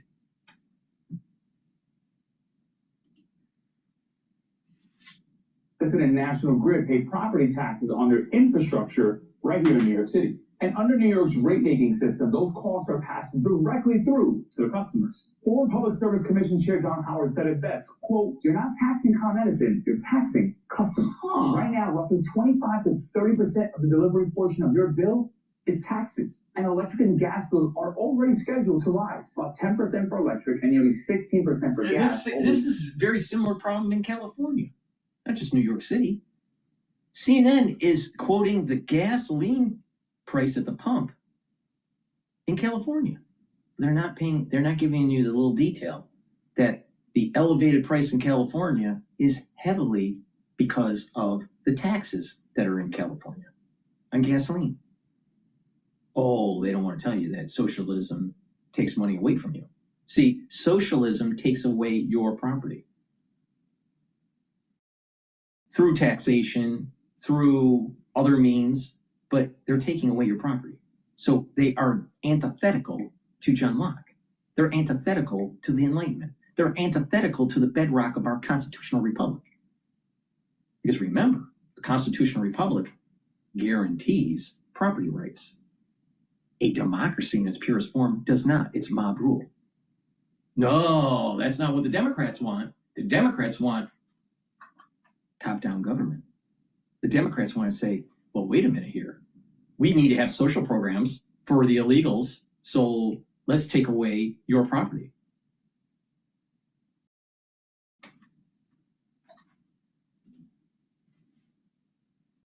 Wow. Years, adding roughly $600 more, wait for it, per household annually by 2028. I'll layer a 9.5% property tax increase on top of that. Those taxes don't disappear. They show up on your bill.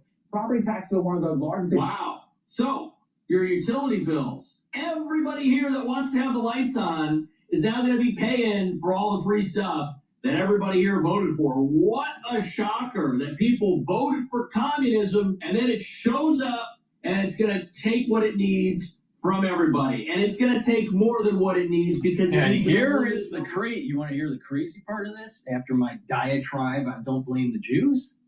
All right? Want to hear the crazy part about this? most people that voted for Mamdani in New York during the election are young, can't find jobs. I don't know why they're in New York. It's as if they think that they get a degree and they automatically deserve a job in New York City, so they shouldn't even be moving here. So they can't find jobs, so they get all pissed off and they're looking for a socialist to help them out. And there's also the non-observant Jew that's ultra-liberal that push this bullcrap too. So really, the issue isn't blaming the Jew. It's really blaming a mindset. And that is when you have a group of people that's not tied into God, country, and family, you have problems in a society. It starts to devolve. So when you have less religion observance, especially in Judaism, when you have less affinity to your country, when you have less affinity for family creation and just pushing for killing fetuses, don't be surprised that you get a curse. And that was the type of person that voted for Mamdani. They wanted to kill fetuses. They didn't care about the country. They want to demonize the United States and say it's some sort of colonial power and is apologetic for everything.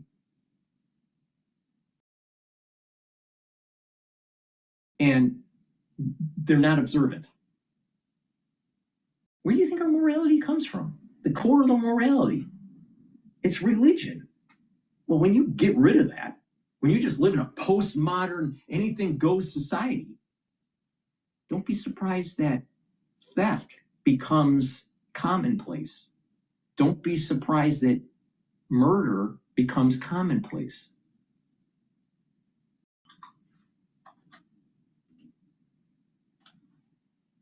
Resources to provide unlimited freebies, and that's why none of this stuff ever works. You chase all the people out that are paying taxes so that the government can find ways to make maybe subsidized daycare to help workers be available and do something productive that helps everything come together.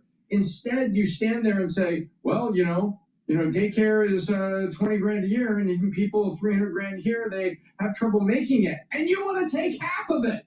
Right? Can we actually? That's what's so crazy about all of this. The people complaining that they cannot afford to live here, who voted for affordability, are now going to have to pay even more to live in a city that they can't afford. And it's not like you're going to pay some taxes. That's exactly what happened on Animal Farm, where Squealer the pig and Napoleon the pig ended up running the farm into the ground, and all the other animals started getting pissed off.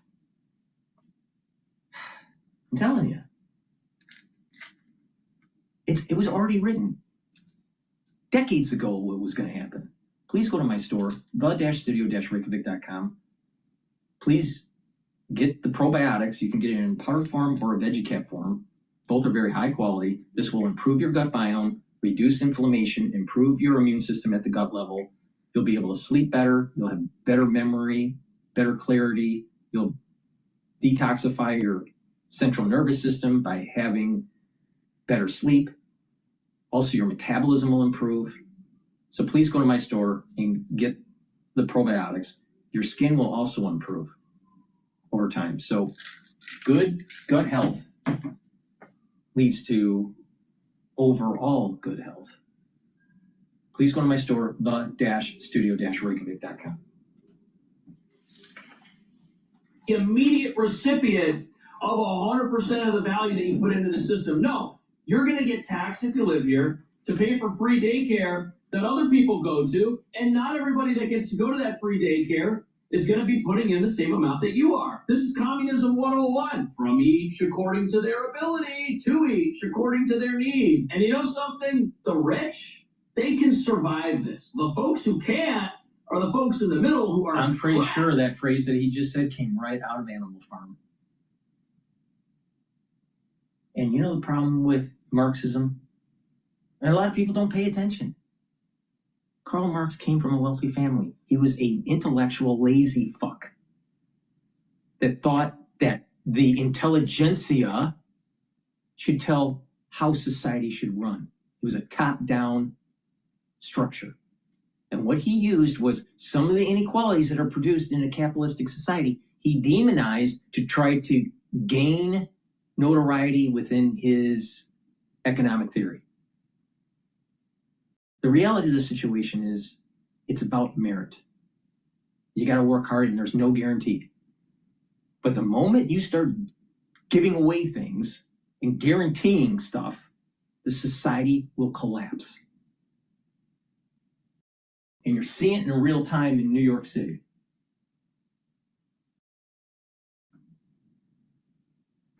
And some people would say, oh, so what? It's just New York. You know, someone else is living in a different area of the United States. Hello. The heart of America is New York City. All right? And if the heart isn't healthy, don't be surprised that America has a fucking heart attack.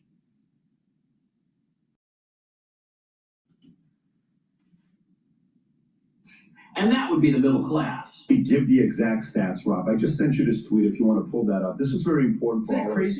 It is. This is very important to see the details of look at this. Mondani has proposed lowering the exemption on death taxes, estate tax, from 7.1 million down to 750. Wow. To everyone who owns a home. He also increased the death tax from 16% to 50%. That's crazy. in his city. Wow. Now think about it. You die, your estate's going to be taxed 50% now, based on his proposal. They could take away half of your wealth. And what are they going to do with it? Bolster up the MTA pension? Bolster up the NYPD pension? Keep the garbage blowing in the street? What are they going to do with all that money? They're wasting it. They're wasting it.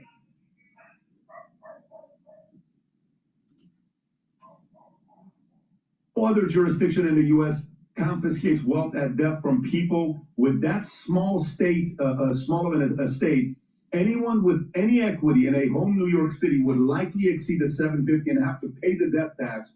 There is a federal estate tax. So the reason that this doesn't happen anywhere is because everywhere else in this country, people believe that owning personal property is not wrong. If you believe full on in communism, the idea of personal property doesn't exist for you. Nobody should have personal property. Nobody should have a home. Nobody should have anything. That's why to the communists, a 50% wealth. And it's antithetical to the very foundation of our Constitution, because we are built on the theoretical framework of the Enlightenment. Mondani and our Constitution are incompatible.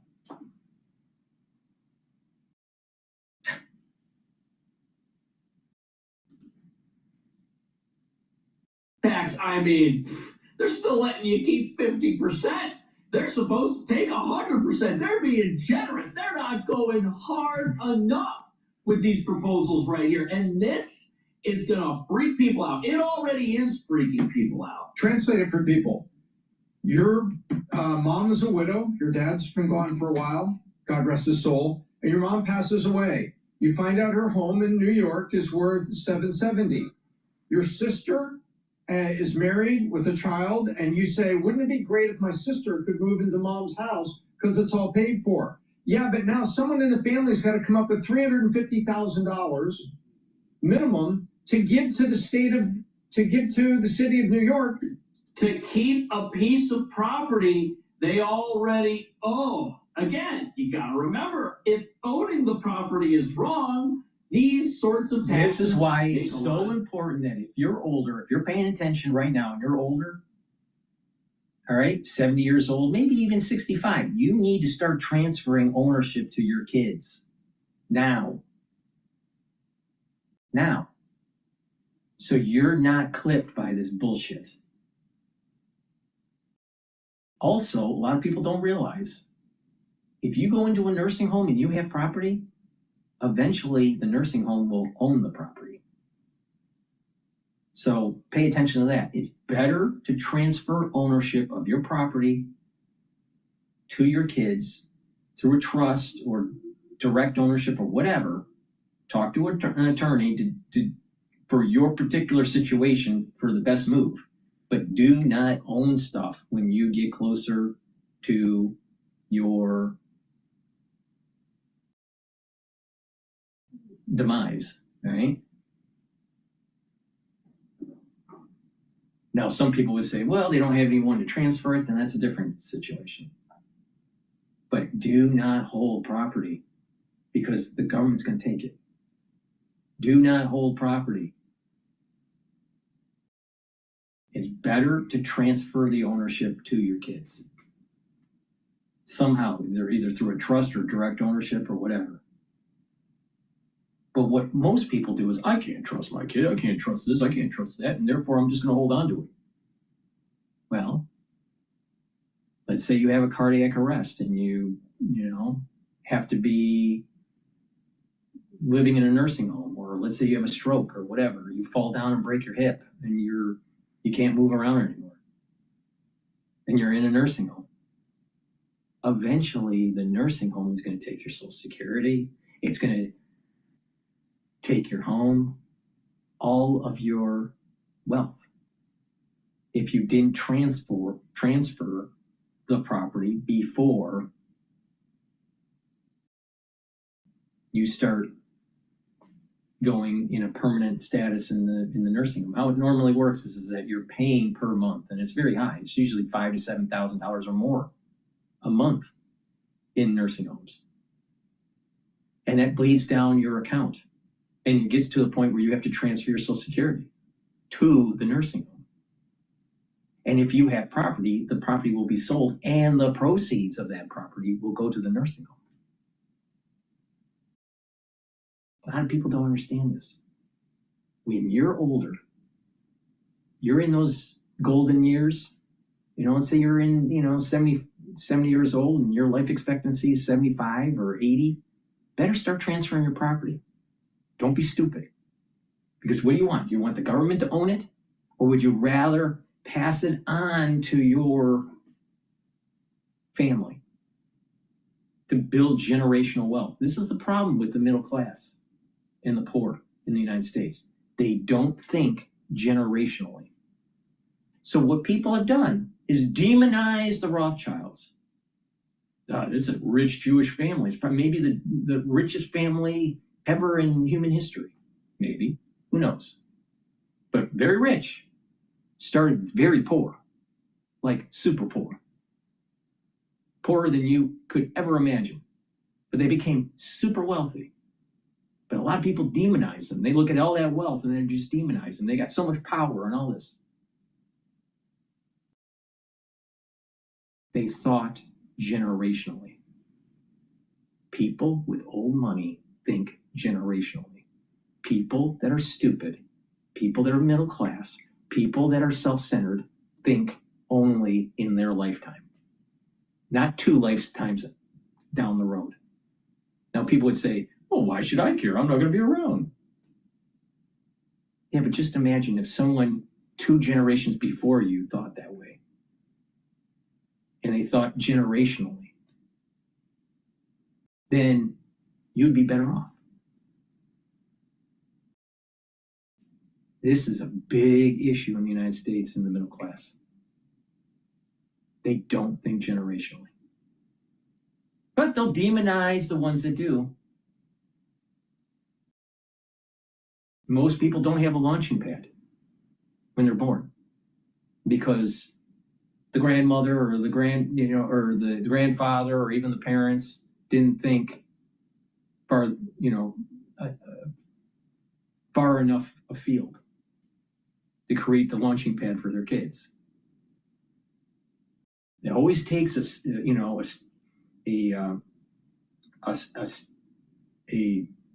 individual within the family usually male, but it doesn't necessarily have to be, that is the standing bearer for the house of, to build the house of.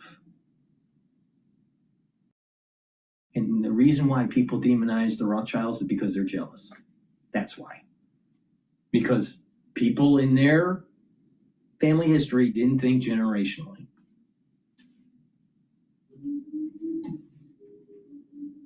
But if owning property is a good thing, they make 0 sense, and that's what's got people really frightened. And here's the problem. If you're middle class and you own something, and for the last 20 years, you've been banking on the idea of owning that home and having it be your provision during retirement, that's now gone, and there's no plan for you to get it back if the government goes through with this stuff. And just because this hasn't happened yet doesn't mean that even if it fails in a few months, that it's not going to come back on the table year after year after year until it goes through. The middle class here is in a lot of trouble. They are being exploited, and there's nothing they can do about it. Like all the people that were glazing over this guy, that Andrew Schultz, how would they feel like?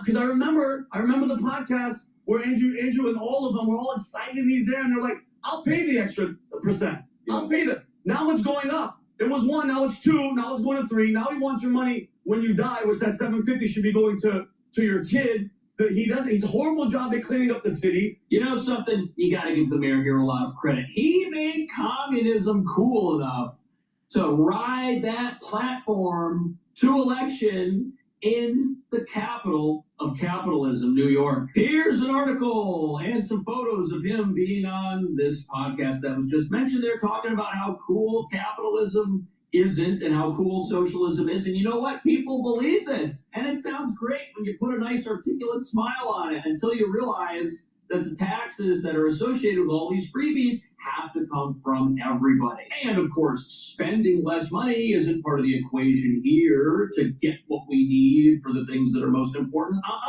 Because the way communism works is it never has to do with less. Communism doesn't cut one program to fund another. Instead, you are the one who's going to fund that new program, even if you're already funding all of the other programs. Programs which are now going to cost people their paychecks, and then they're just going to need more freebies, creating an endless snowball of socialism that never stops until there's nothing left, which reveals the dirty little secret of communism. Because these endless snowballs, they force people out. That's why every communist regime in world history has only been able to survive if it's been able to close its borders and lock everybody in and stop them from running away so that it can take everything they have for longer until there's still eventually nothing left. We'll take anybody. Okay, show me one thing right that he's doing. Every week he's coming in front of the camera going, "Hey, you know what? I need more money from you rich people. And I just want to know if you guys are cool with it." All the rich people that were, now what are you doing? There's buyers from Warsaw a week ago. We covered the clip for all the people with the megaphone were saying, "Hey, I own a house here, and I think they're in Brooklyn. We own homes here in Brooklyn. He was going to do this. Now he's taxing us." All the homeowners. The guy that was at the microphone was a... The reason this happened is because when you talk about affordability, that is something that every single person can identify with. Because when you go to the grocery store in this city and you see that there's $10 milk, nobody can afford that. When people start talking about how that's unaffordable, that is going to resonate. You know what also resonates with every single person? Taxing someone who makes more money than them. Because if you don't have enough, it's easy to look at your situation and say, you know what? Things are tough for me. If I were doing better, it would be easier, but I'm not. Therefore, somebody who's doing better and has it easier, they should be making up the slack. But the problem is the way communism works is you might be here, somebody else might be here, but there's other folks who are going to need your money as well in a communist system. Because they seem like New York. I'm not hearing nothing from the New Yorkers. Yeah. I'm not hearing nothing. This is the only video that I saw of the buyer's remorse. This guy. Right. That was the dude. Speech in every debate where you engage, we open up. First of all, that guy that was the angry patriot, he's assuming all New Yorkers voted for Mondani. That's not true. I voted for Cuomo. All right? I didn't want Mondani. I didn't want Cuomo either. But I sure as hell didn't want communism. So not all New Yorkers voted for Mondani. The problem is that Mondani was able to get enough New Yorkers to vote for him. And unfortunately, affordability is a major problem in New York. So the problems that people are complaining about pre-voting for Mamdani are still true today. Affordability is a major issue. But the thing is that the young, the ultra-liberal, they will not listen and pay attention to history until it bites them in the ass. And what they did by voting in Mamdani has made affordability worse, not better. So the chances of Mamdani being able to survive this the next go around is low probability. But there's another added thing that is important to understand. As New York is failing under Mamdani, it warns the rest of the country, beware of people like him in the general election. Beware of the AOCs. Beware of, the squad. Beware of this ultra-liberalism. So maybe America will learn and be a little bit more careful on who they vote for.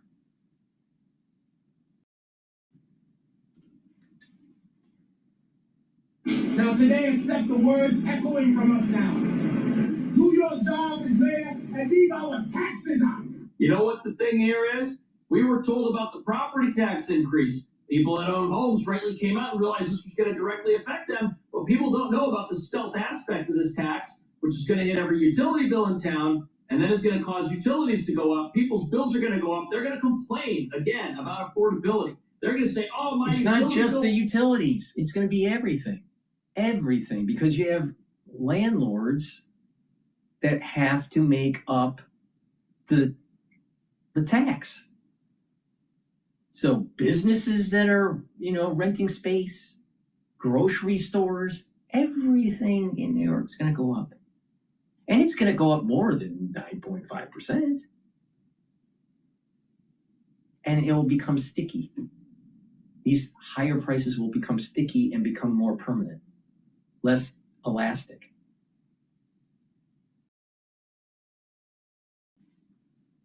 But this was warned. Ayn Rand said this. George Orwell said this.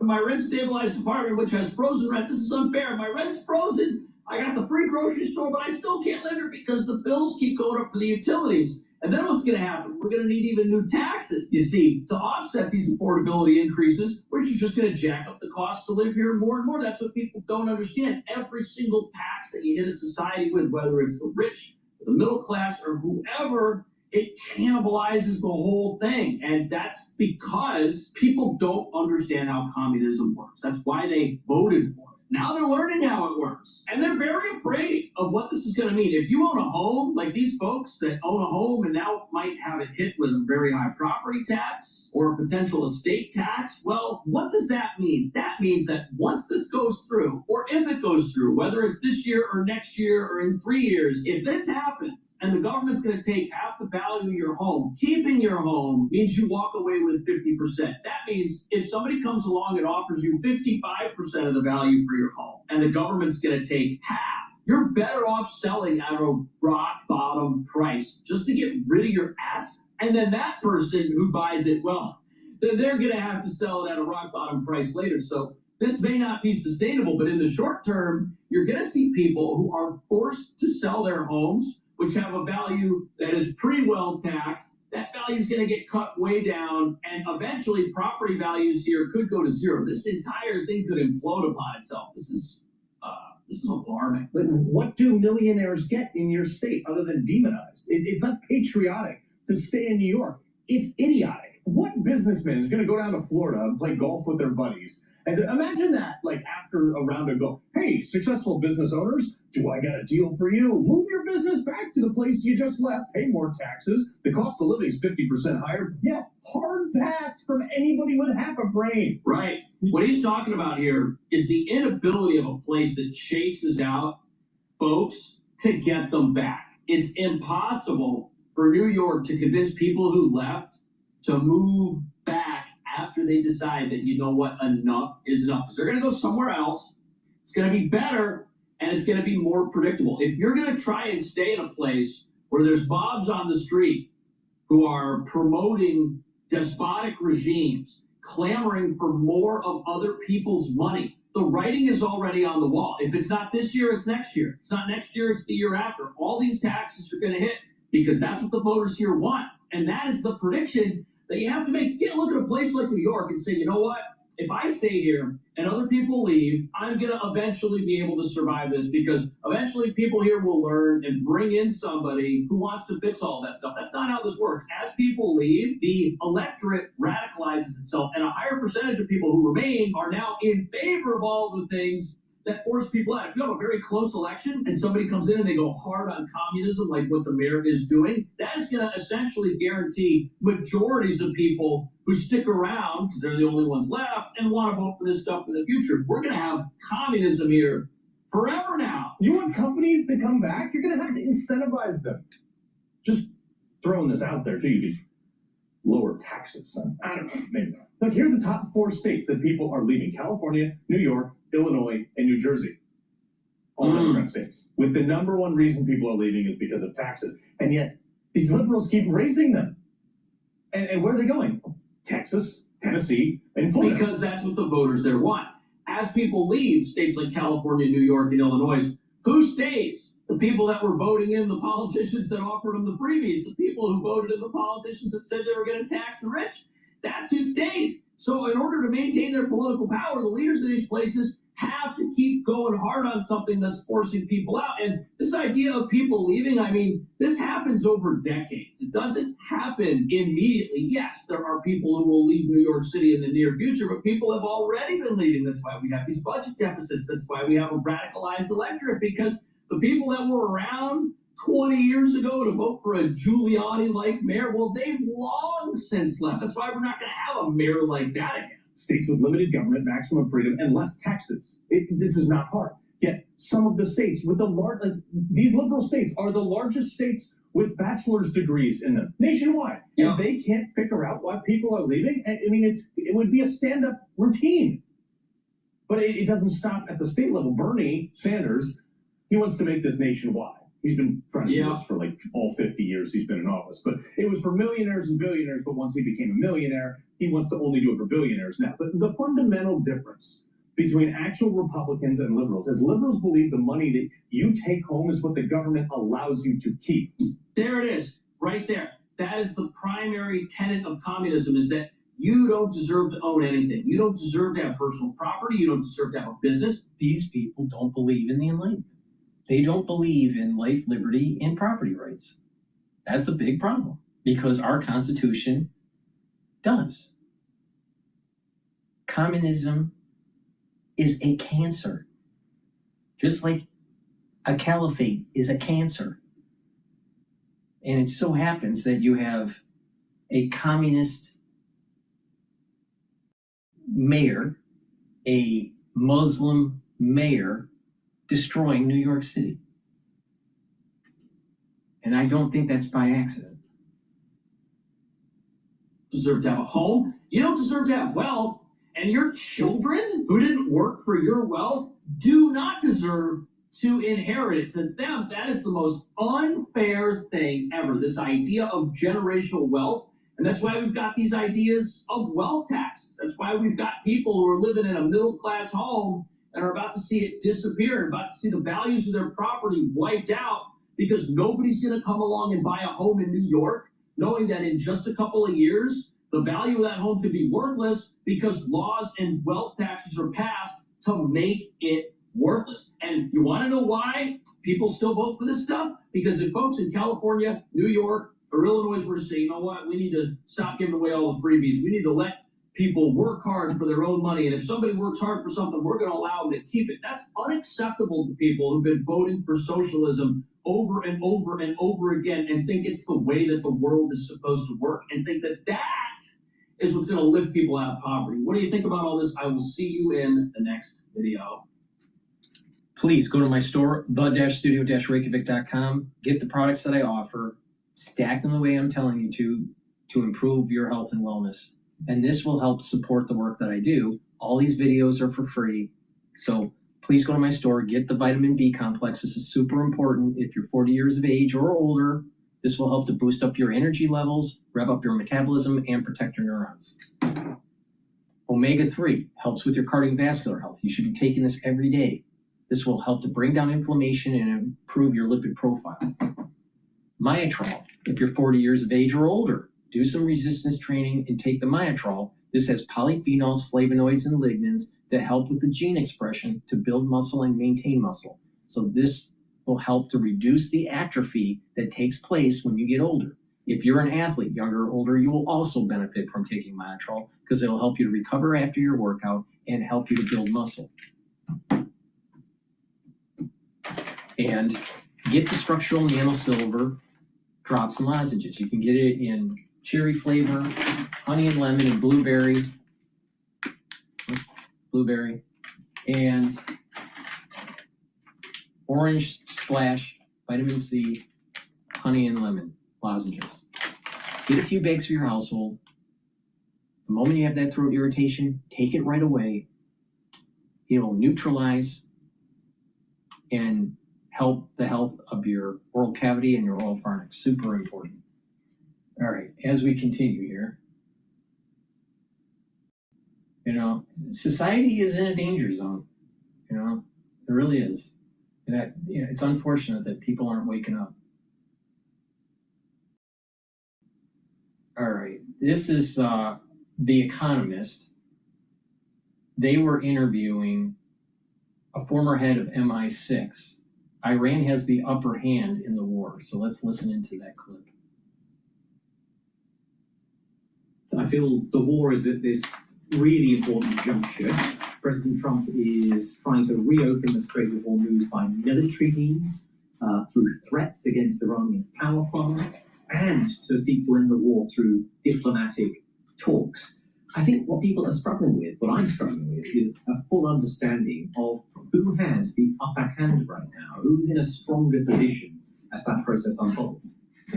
Iran.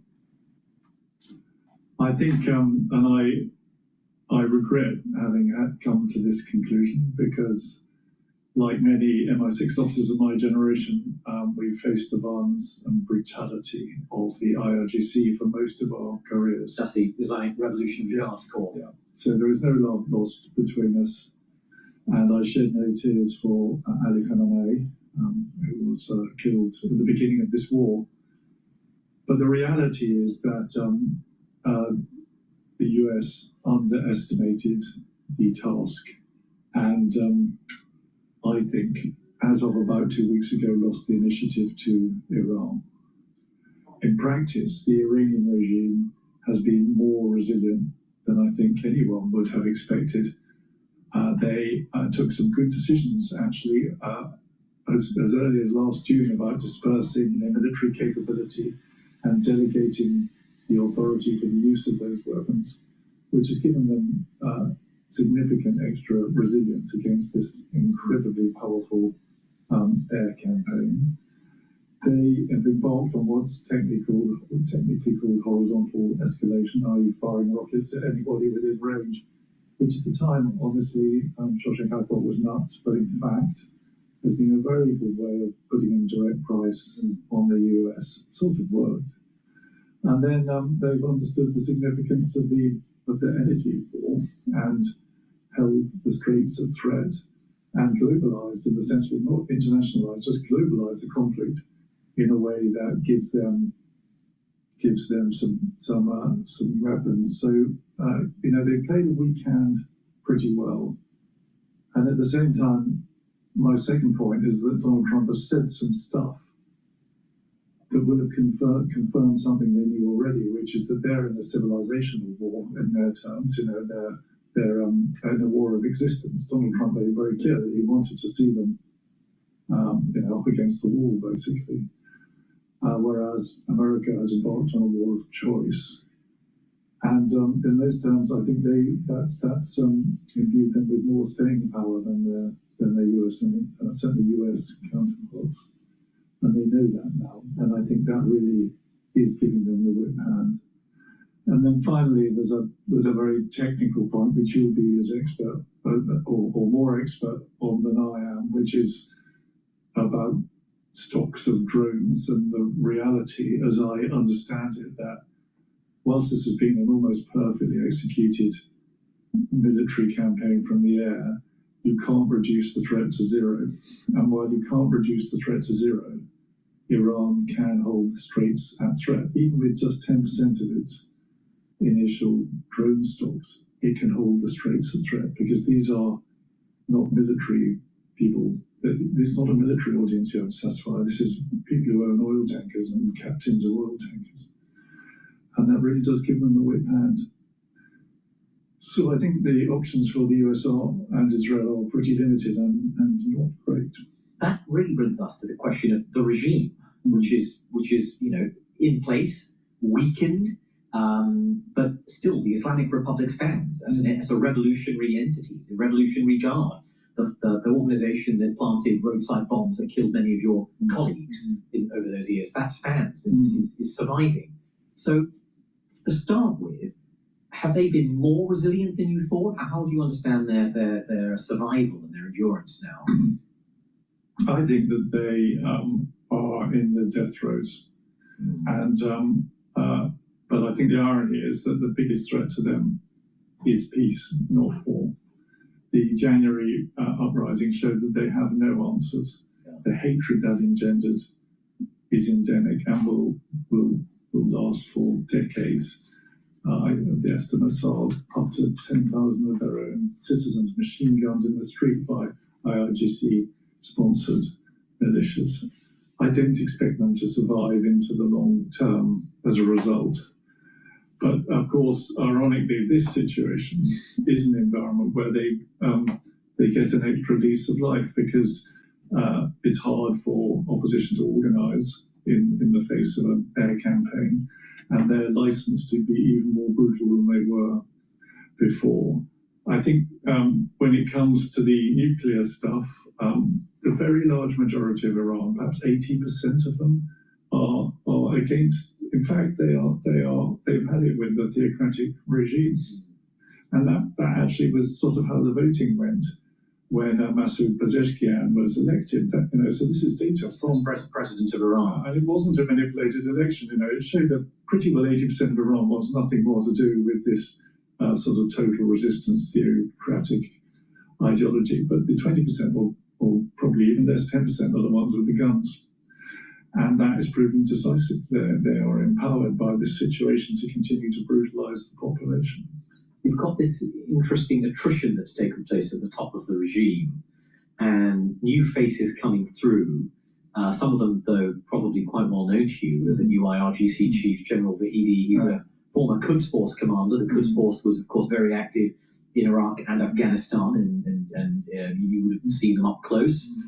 You've got, of course, Ali Larijani killed last week in an airstrike, but people like Saeed Jalili and other figures who were long, at the top of this regime, still there.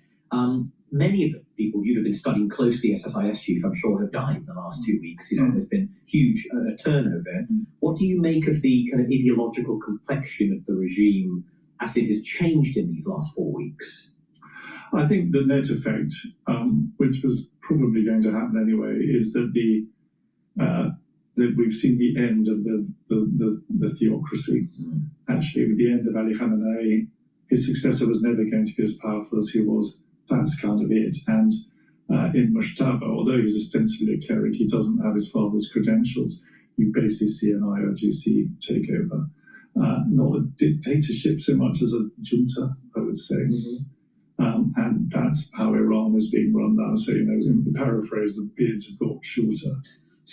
Tell me a bit more about the IRGC, because the regime's revolutionary guard, in a way, a bit like the PLA, they're the armed force that guards the revolution, not the state. That's the regular army, which is disempowered, not very influential.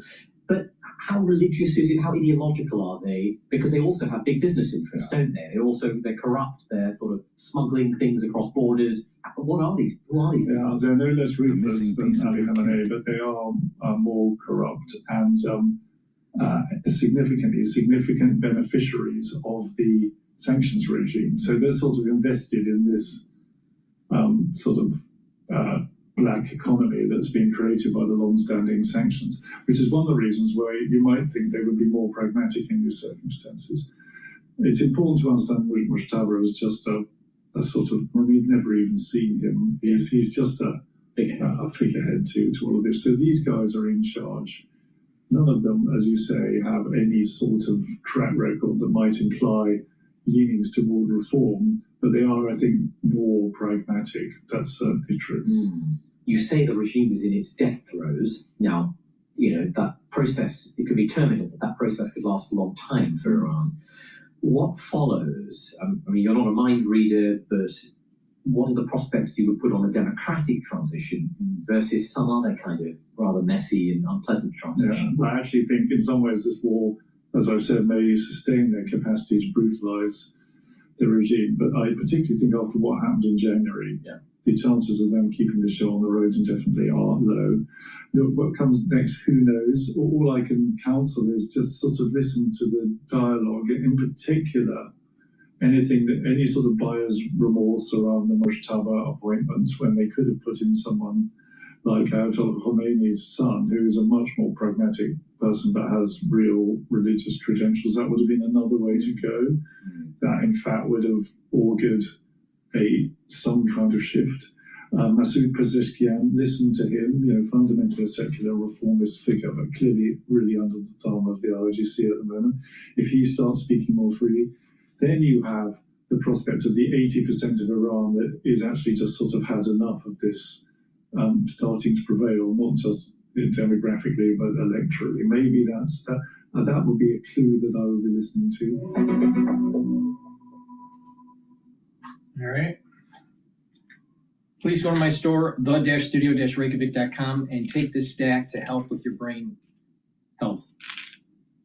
Good Night Formula will help you to get into 3 cycles to 5 cycles of REM sleep and deep sleep, detoxify your central nervous system, consolidate memory, and you'll be well rested. This has tryptophan, melatonin, GABA, and passion flower. Really important. You have good sleep regularly, you slow down the aging process and improve your brain function. A lot of people don't realize if you have sleep deprivation chronically, your hippocampus actually shrinks, right? That's really bad. Get Clarity Factor. Clarity Factor is a great neurostack to get rid of that brain fog, allow you to concentrate, and over time what will happen is that you're going to be able to think faster, have better memory, your dendritic connections will increase. So please go to my store, get the Clarity Factor, stack it with the Good Night Formula.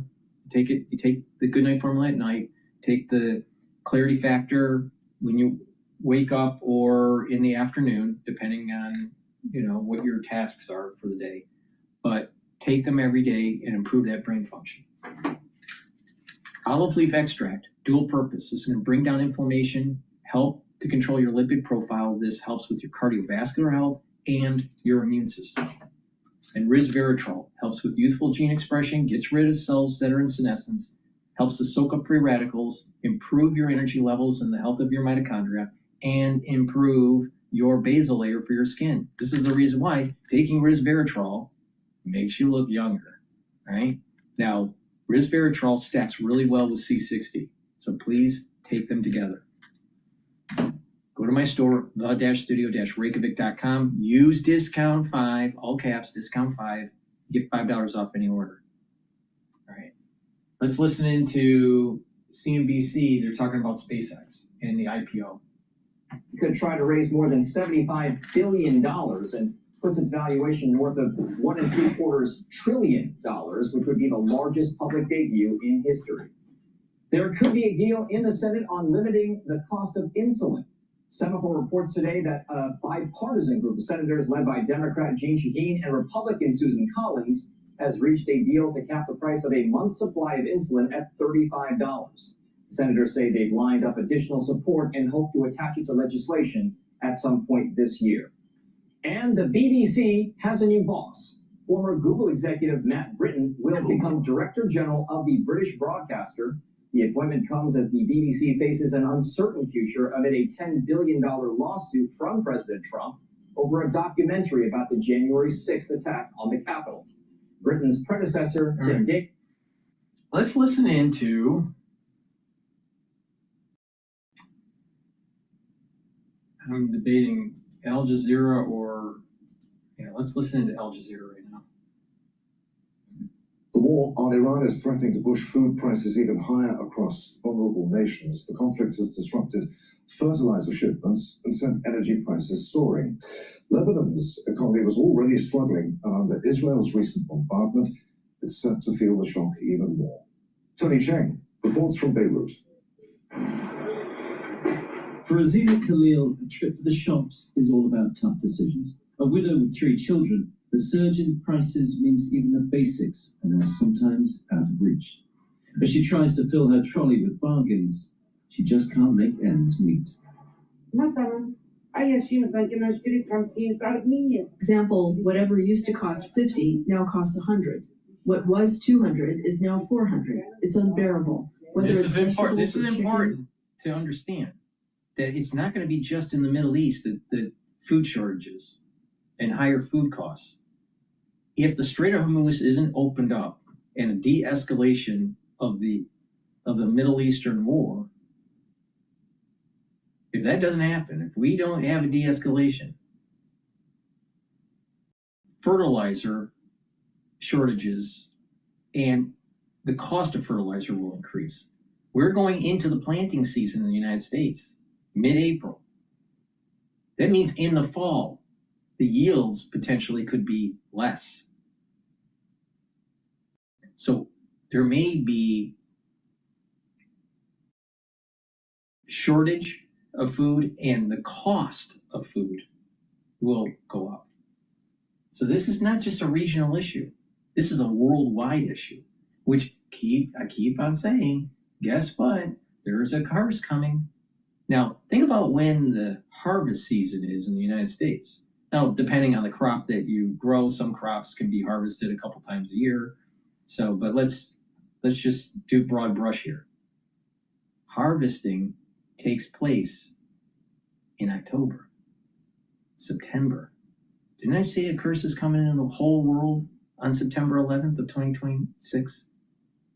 Don't be surprised that there's going to be food increase. The cost for food will increase. Now, if there's a de-escalation and fertilizer can be provided at the right time for planting, then we may be okay in the fall.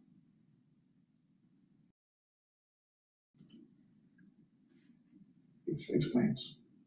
The war in the Middle East has sent shockwaves right across Asia, from India to Indonesia. Now, the conflict poses a major challenge for the continent as the world's biggest consumer of Middle East crude oil. And it's all because of what's happening here in the world's most important energy corridor, the Strait of Hormuz. Roughly about 20% of global oil and gas supplies produced in the region pass through this strait.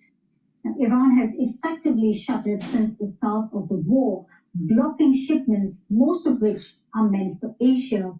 Also, the attacks on energy sites across the region hasn't helped because it's resulted in halt in production.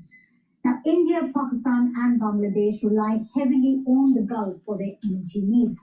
Now, India has invoked emergency measures, and it's also relying on unsanctioned Russian supplies after President Trump allowed it.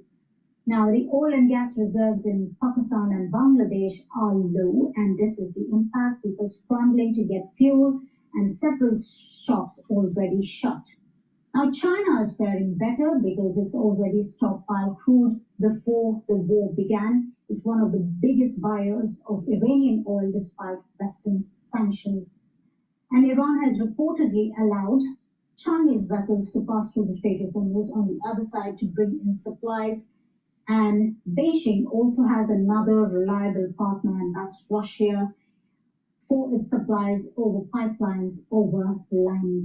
Now we have Japan, South Korea, and Taiwan that have introduced energy voucher programs. There's a northern pipeline between Russia and China, but what is also important is the Arctic Passage, the North Passage, between July and I think it's October. Or is it June and August? I think it's July to October. That passage is open. So goods, including energy, can pass through the Arctic and into China and back and forth because Russia is breaking the ice. They have icebreakers up there during that period of time.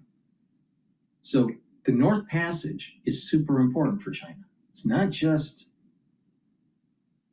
the pipeline in the north between Russia and China. And this is the reason why Trump keeps on saying, guess what, guys? The Arctic is going to be super important, and why Greenland needs to be in the fold with the United States. Also, this is why it's important for Canada to be in the fold with the United States. Because as the tundra starts to melt, as the ice sheet starts to recede, Greenland and Canada are going to be major, important, strategic areas for sea travel.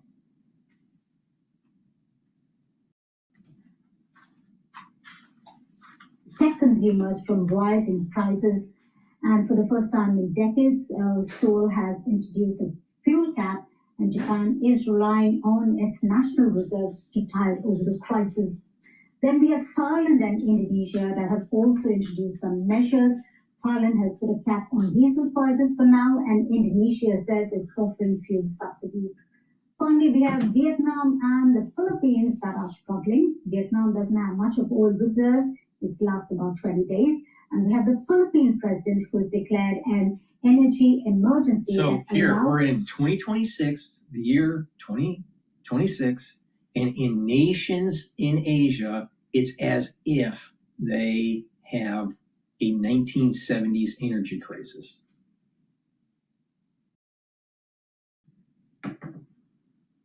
Now, do you understand why it's so important to be energy dominant? No, but people think we should have windmills and solar panels, even though the energy density is poor. But, the liberals know better. Not. Authorities to prioritize fuel distribution. In India, frustration is growing over potential fuel shortages. Drivers in some states have been queuing at fuel stations for hours. India imports about 90% of its crude oil, mostly from Gulf states. It's negotiated with Iran to allow its tankers through the Strait of Hormuz after they were stuck there for days. India's also increased purchases from Russia after the US eased sanctions. The government insists that India does have enough petrol. MK View is the founding editor of The Wire. That's an independent online news platform. He explains why India will feel the pinch more than other Asian states. I'm gonna switch over to CNBC. They're talking about oil prices fall. Because I think every step of the way we've seen, you've seen destroying a lot of targets in Iran. You've seen a lot of military action. The Iranians are still here. They're still standing. They have certainly been weakened, but the command structure's in place. Leadership is there. They're fighting back, and they still have very, very important targets that they can hit in the Gulf countries. Things that have been hit already, they can hit them again, and they can hit new ones. And I think they realize that's their only leverage, and the market will react to that. It seemed as if in the first, let's say, 2 weeks of the war, there was a lot of discussion of ultimately depletion of missile reserves and even drones by Iran. In other words, we had to wait it out until they were spent. Is that no longer something that can be counted on? It suggests to me that it's not something we can no longer be counted on. I think there's the consensus in the U.S. military at this point seems to be that if it's 1 more week, 2 more weeks, we are eventually going to run out of targets. And that means destroying all of these missiles and drones and all these things that have been so disruptive that we underestimated initially, that suddenly the Iranians aren't going to have anything left. I think there's an overestimation of that. But as the longer time goes by, yes, we're going to reduce those strikes, Mike, but I also think the Iranians have been surprising to the upside, and there are other surprise risks we haven't even seen yet. The Houthis are preparing to re-enter the war. I wouldn't be surprised. We are advising clients, we have a 70% odds that they are going to. If you recall, the Houthis withstood 52 days of fighting with the United States. Even President Trump had to tip his cap and say, wow, well done. You guys are grittier and more resilient than I thought. So the Iranians, between that and cyber and several other things, I wouldn't count them out, or I wouldn't think that they're on the verge of having no ability to continue to cause trouble in the Gulf. So what kind of upside are you looking for on the price of oil? We had Jim Paulson on earlier, and he was remarking how even with this supply disruption, which is perhaps the greatest in history, we actually haven't seen oil prices move up that sharply compared to other historical supply shocks. Well, trade flow signals are already moving. I think departures from the Atlantic Basin are already ticking up. Once you have the Atlantic Basin importers competing with Asia for the same barrels, prices are going to start to move. For us, Sarah, that's maybe 1 to 2 weeks into April. There's going to be an inflection point when we stop seeing arrivals on the water, no new ships following behind them, physical shortages start to show up. So for us, in terms of price, April 1 to 15, what we're telling clients, without any meaningful resumption of flows through the Strait, we find ourselves in $120 to $130 a barrel range, Brent, and it just goes up from there. But it really depends on the next 5 to 7 days. Do we start to see success or not with this next big plunge into military action to reopen the Strait on the part of the Trump administration? Well, we know you guys you're experts on the energy market. Thank you for talking us through some of those risk possibilities, Scott. Good to see you. Pleasure. Thank you. Scott Modell from Rapidan Energy Group. Up next, the luxury stocks most impacted by the war in the Middle East. That's when Money Movers returns.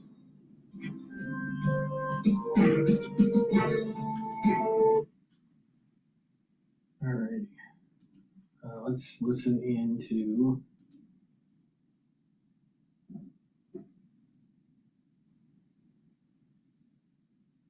Let's see. This is about the 82nd Airborne. Oh. Breaking news right now, Fox has just learned that the Pentagon is deploying more troops to the Middle East. It is part of the president's plans, moves to give the U.S. more options as he works now to negotiate with Iran's leaders. One of those options could be sending in ground forces to secure important sites, especially around the Strait of Hormuz.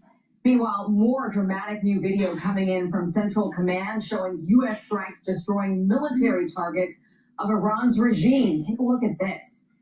They're also dropping new photos for us of the new A-10 Thunderbolt II in action. Here's Mark Thiessen. How does this thing end? It ends with no nuclear weapons, no nuclear fissile material, no ballistic missile program, no massacring protesters, right? And so how do you enforce that? You put the regime in a vice grip. So because of the regime's near total ban on outside media, video from inside Iran is rare. Here's some, though, that shows the aftermath of U.S.-Israeli strikes as they continue to hammer regime targets in Tehran and beyond. Our chief national security correspondent, Jennifer Griffin, is in Washington now with the very latest on what's going on. Hi, Jen.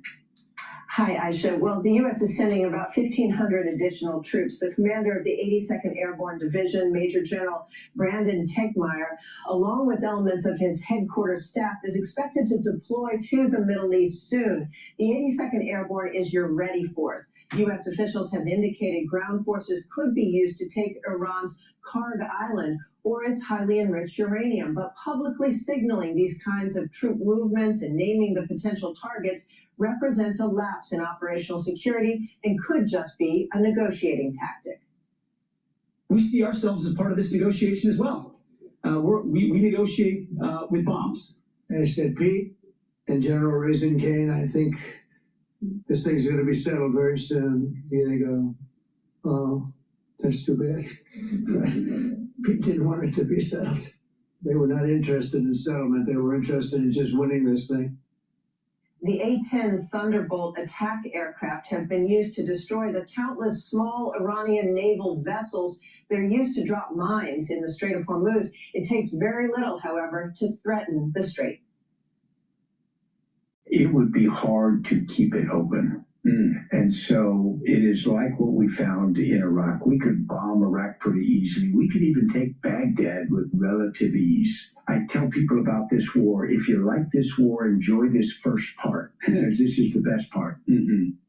Because everything after this will be harder. They only have to shoot a civilian tanker or cargo vessel, once a week. Right. And then people go, well, I don't know what day they're going to strike somebody, so I'm not going to let my ships go now. General Stan McChrystal fought the insurgency in Iraq and Afghanistan for more than a decade and warns that the Iranians still have the asymmetric advantage. Aisha? Okay, Jen Griffin live for us. Jen, thank you. Be sure to like and subscribe for all the Fox News latest on YouTube. And growing luxury market in the world, growing between 6 and 8% in 2025. That compares to about 3% growth in the U.S. Total sales in the Middle East reached about $20 billion a year. That's about 6% of the global market. Dubai especially has become a magnet for global wealth, accounting for about half of all luxury sales in the entire Middle East. Now, the highest earning stores in the world for many luxury brands are right there in the Dubai Mall. Bernstein analyst Luca Solca saying that sales in the region could fall by more than half in the quarter. That would be a minor hit to overall global luxury growth, but if oil remains high, spending on luxury globally could come under pressure.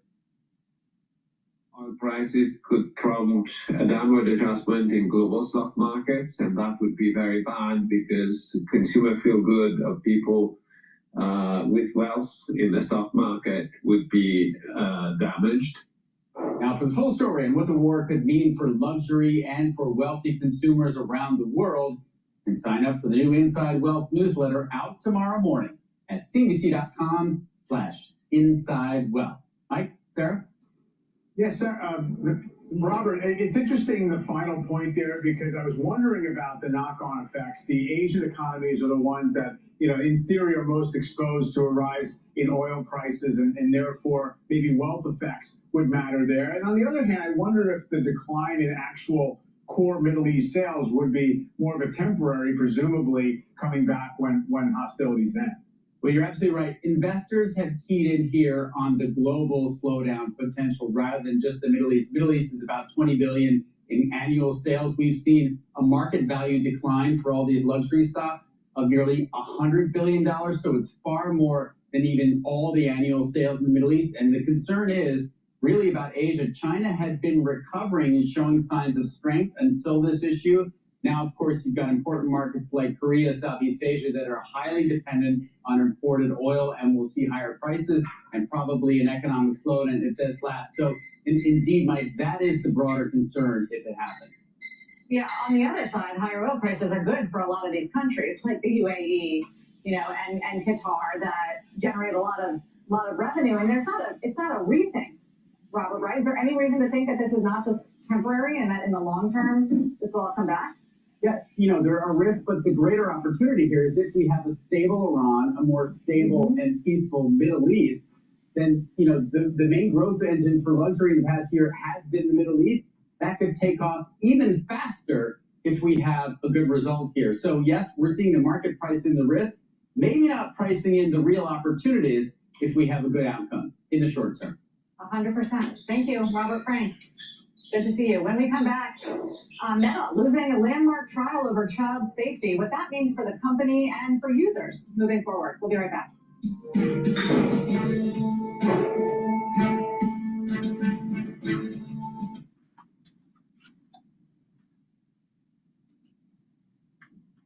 Alrighty.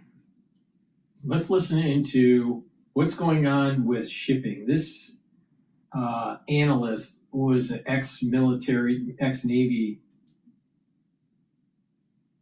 guy, so he's an interesting one to listen to about this. I'm your host, Sal Mercagliano. Welcome to today's episode. So Iran has issued a formal notice to the United Nations announcing that the Strait of Hormuz is not only closed to the United States and Israel, but also to any aggressor nations. Now, we're going to talk about the legality of this and whether or not Iran even has that jurisdiction to do it. But we're also going to talk about what is going on in the Straits over the past day. If you're new to the channel, hey, take a moment, subscribe to the channel, and hit the bell so you'll be alerted about new videos as they come out. So here's the last day on marine traffic, showing you traffic through the Strait. So take note of a couple of things. Number one, red indicates tankers, green are cargo ships. Notice that the vessels are not going through the center of the Strait here. This is where the vessel traffic separation scheme is. This is where vessels would normally go through. Instead, the ships are heading up here, just north of Larik Island, between Larik and Kishim Island. This is within the territorial waters of Iran. And then ships are progressing here along the eastern side of the Strait, also in the territorial waters of Iran.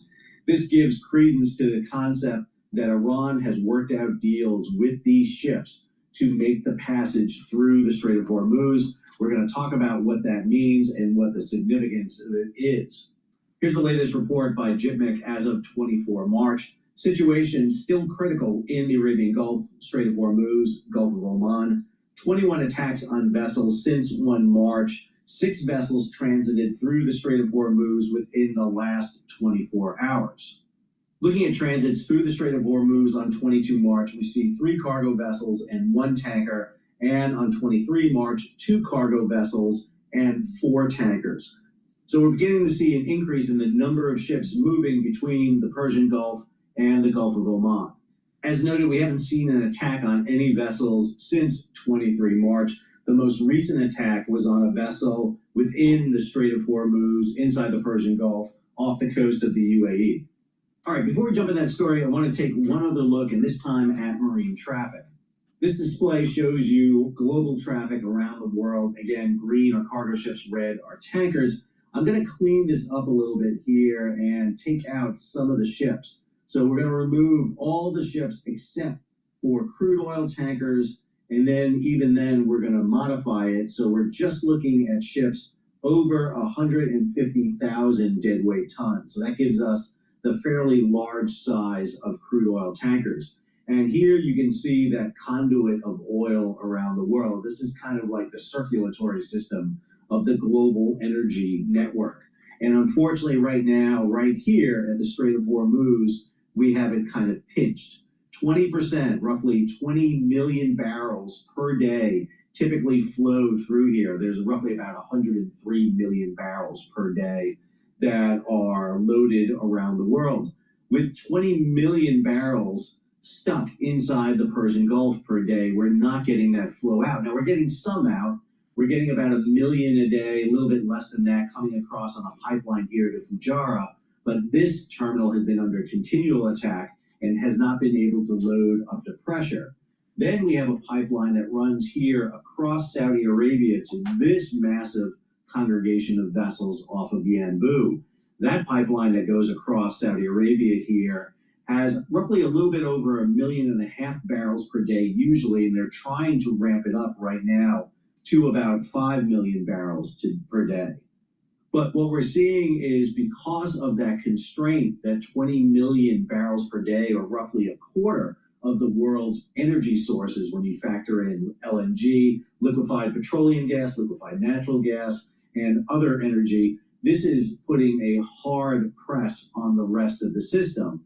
Normally, where tankers were flowing out of the Persian Gulf, now they got to come here out of the Red Sea. That's a bit of a longer voyage, plus ships are taking longer to load, so that's putting a delay on. Tankers that are not loading in this region have to go to other places, so we see tankers heading around Africa. Some are going up here to Nigeria, some are going across to Brazil, some potentially heading up toward Venezuela, but more importantly, they're heading up toward the United States into the Gulf Coast here and loading. This is adding a huge long delay in the ability to get oil across. The longer you have to go, the more ton miles you have to cover, the less capacity is being delivered. For example, if you had a ship that could deliver 4 loads per year, but now because of the elongated distance, it can only load 3, well, you've got to make that up. The problem is we don't have any extra tankers. We're at max capacity. What older tankers we have are in the sanctioned dark fleet, and we're trying to use those. That's why you see the United States removing sanctions on Russian and even Iranian vessels, because what they're trying to do is free up all that oil that's afloat out there. Usually there's a lot of oil that's afloat out there. There's about 100 million barrels, for example, usually sitting off Singapore and Malaysia. But when you add the Russian and Iranian oil, you can add that extra flow. This is why we're seeing very unique trade patterns begin to emerge with the movement of fuel across the ocean. Now, I don't have to demonstrate that to you on a big chart because you're seeing it. When you go to the gas pump right now to fill up your car or your truck, you see exactly that playing out. This is from the EIA, the Energy Information Administration. This shows you the U.S. regular gas prices as of March 23rd, going back a couple of weeks, including to 2 years ago and a year ago. So if you look at gas prices in the United States on March 23rd, $3.96, that's up over 46 cents from just a few weeks ago. And if you go back a year ago, it's up 84.5 cents. Obviously, it's more in different areas, and particularly if you look at the West Coast PAD 5 there, you'll see how high it is, $5.26 a gallon. That is an increase of $1.20 a gallon. That has a lot to do with California refineries shutting down and the fact that California uses a special blend of fuel that makes it more expensive. If you look at diesel, you see even more pronounced. Where it was $4.85 a few weeks ago, we're up to $5.37 right now. That's up $1.80 a gallon. If you look at the West Coast, up over $2.07 a gallon. But if you're asking yourself, hey Sal, I thought listen, hey, $14.99 a month for a streaming app, and $9.99 a month for a music app, and $12.99 for a fitness app, But if you're asking yourself, hey Sal, I thought we were energy self-sufficient. Well, yes and no. We produce enough oil for what we need to refine. The problem is all our oil can't be refined in our refineries. So we actually wind up exporting oil we don't need and importing the oil we do need. And since crude oil makes up 51% of the cost of regular gasoline and 41% of diesel, but when you shut off a quarter of the world's oil by closing the Strait of Hormuz and then elongating the freight distances, the ton miles to move oil, that's going to cause domestic oil, WTI, to increase in value and cost. That translates to higher costs at the pumps. All right, that takes us to the story we want to cover here, which is the announcement by Iran to the United Nations. Mike Schuller over G Captain. Iran has indicated to the United Nations that the so-called non-hostile vessels may continue transiting the Strait of Hormuz, but only if they comply with Iranian security requirements and coordinate directly with its authorities, according to an official statement from Tehran to the United Nations. So this is the communique from Iran to the United Nations. I'm just going to read a select portion of it here for you. The Islamic Republic of Iran, as a responsible state firmly committed to the principles of the Charter of the United Nations and international law, has consistently upheld the freedom of navigation and the safety and security of maritime activities. For decades, Iran has actively safeguarded these principles across the region's maritime domains.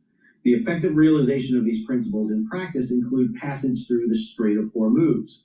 Following the military aggression of the United States and the Israeli regime against Iran on 28 February, constituting a flagrant violation of Article 2, Section 4 of the Charter of the United Nations, a dangerous and destabilizing situation has been imposed on the Persian Gulf and the Strait of Hormuz. In the exercise of its inherent right of self-defense, the Islamic Republic of Iran has, in addition to targeting U.S. military bases and facilities in the region, along with some civilians in the region, I might add, taken necessary and proportionate measures to prevent the aggressors and their supporters from exploiting the Strait of Hormuz to advance hostile operations against Iran. The Islamic Republic of Iran, in full conformity with established principles and rules of international law, has restricted the passage of vessels belonging to or associated with the aggressors and those participating in the acts of aggression. Concurrently, and in a responsible effort to mitigate risks to vessels and seafarers in the all right, I gotta stop for 1 second here. Iran has been targeting 20 vessels we've talked about. There are at least 8 merchant mariners dead, if not 11. So let's be careful about what we're saying here. Again, I'm just reading what Iran has to say. Iran has implemented a set of precautionary measures aimed at preserving maritime safety and security. Accordingly, as repeatedly emphasized, the Strait of Hormuz remains open. I think that is key. And maritime traffic has not been suspended. Well, it kind of is when you start shooting at vessels, as the case of the tanker you hit like on the first day, the Thai bulker that got hit with 3 crew members killed, the Emirati tug you blew up in the Strait of Hormuz. I mean, there's a couple of things here that indicate that maybe the strait isn't quite as open as you say. It goes on, it is further underscored that vessels, equipment, and any assets belonging to the aggressor parties, in this case, the United States and Israel, as well as other participants in the aggression, do not qualify for innocent or non-hostile passage. So when they talk about innocent passage here, that's a very distinct phrase. It comes from Article 19 of the UN Convention of the Law of the Sea. The UN Convention of the Law of the Sea, ratified in 1982, is the law by which everybody follows when dealing with international trade and movement across the blue water, except for a couple of nations who have not signed, ratified, or done it. So, for example, just for example here, a couple of countries that have not been members to UNCLOS. Iran. Iran signed the convention, but has never ratified the convention. Israel has never signed nor ratified the convention, and I should make note that the United States, while they have signed the convention, have not signed the agreement. So the United States says they do abide by UNCLOS by following it. However, Iran is mentioning UNCLOS, and specifically innocent passage, which is Article 19. And under Article 19, no state can stop the innocent passage of a vessel, even if it goes through the territorial waters of that nation. So the problem with this goes as follows. The Strait of Hormuz is not entirely in territorial waters of Iran. Matter of fact, the vast majority of it isn't. You can pass through the Strait of Hormuz without going within the territorial waters of Iran whatsoever. Take you back over here to marine traffic. This is Iranian waters, or at least parts of their Iranian waters that are identified. This here is Omani waters. Here is UAE. This is contested area right here in the center. The main passage for the Strait of Hormuz, the large kind of traffic separation scheme right here, is technically within Omani waters. Let's go back to the Iranian letter. Non-hostile vessels belonging to other associated states may, provided that they neither participate nor support acts of aggression against Iran and fully comply with the declared safety and security regulations, benefit from safe passage through the Strait of Hormuz in coordination with competent Iranian authorities. There is no justification for that. You do not have to coordinate with Iran at all to technically make your passage through the Strait of Hormuz. This goes to the larger issue that we see happening right now in the Strait of Hormuz. We have this story from G-Captain. A container ship sailing from the United Arab Emirates toward Pakistan was forced to reverse course at the entrance of the Strait of Hormuz, offering one of the clearest signs yet that Iran is actively asserting control over commercial shipping. AS track data reviewed by G-Captain shows that the vessel, the Saline, departed Sharjah anchorage late Monday, April 23rd, bound for Karachi. The ship proceeded northeast along a typical outbound route before making a sharp course reversal near the Hormuz approach. Iran's Islamic Revolutionary Guard Corps Navy later claimed responsibility for the incident. So here we have Iran turning around a container ship bound for Pakistan because the vessel didn't meet clearance with Iran. Now, again, this is, I think, a bit of a problem because, again, Iran has no control over the Strait of Hormuz, or at least technically should not have control over the Strait of Hormuz. Then we have this Bloomberg story. Iran has started charging transit fees on some commercial vessels passing through the strait, another sign of Tehran's control over the world's most important maritime energy channel. Payments of as much as $2 million per voyage are being sought on an ad hoc basis, effectively treating an informal toll on the waterway, according to people familiar with the matter. Some vessels have made the payment, though the mechanisms wasn't immediately clear. The payments show Iran's influence over Hormuz, through which normally about a fifth of the world's oil and gas and vast amounts of food, metals, and other materials are shipped every day. So we don't know if they're tossing over $2 million in dollars. We don't know if they're doing it through some sort of offshore account. They're doing it, well, maybe they have an Iranian easy pass at the window and they're just zipping through between Lark and Qusum and going under the big scanner that's there. I don't think that's really there. I mean, it'd be awesome if it was there. It'd be pretty cool, but I don't think it's there. I think they're just getting money. I'm pretty sure it's just cash. All of this indicates not innocent passage, by the way. There's no provision in international law anywhere to set up a toll booth and shake down shipping for $2 million. This is, again, Iran using the element that they have right now, which is control of the Strait of Hormuz. So as we get to the end here, I want to talk. Taxes was chasing updates. Now Taxes is a TurboTax expert, doing it all for you. So as we get to the end here, I want to talk a little bit about the end game for this operation, because I'm beginning to have a little bit of concerns here. Obviously, the United States has stated its objective to be, decapitate the Iranian government, which it's largely done, degrade the Iranian military, both its Air Force, its Navy, and its missile capability, which they have been doing.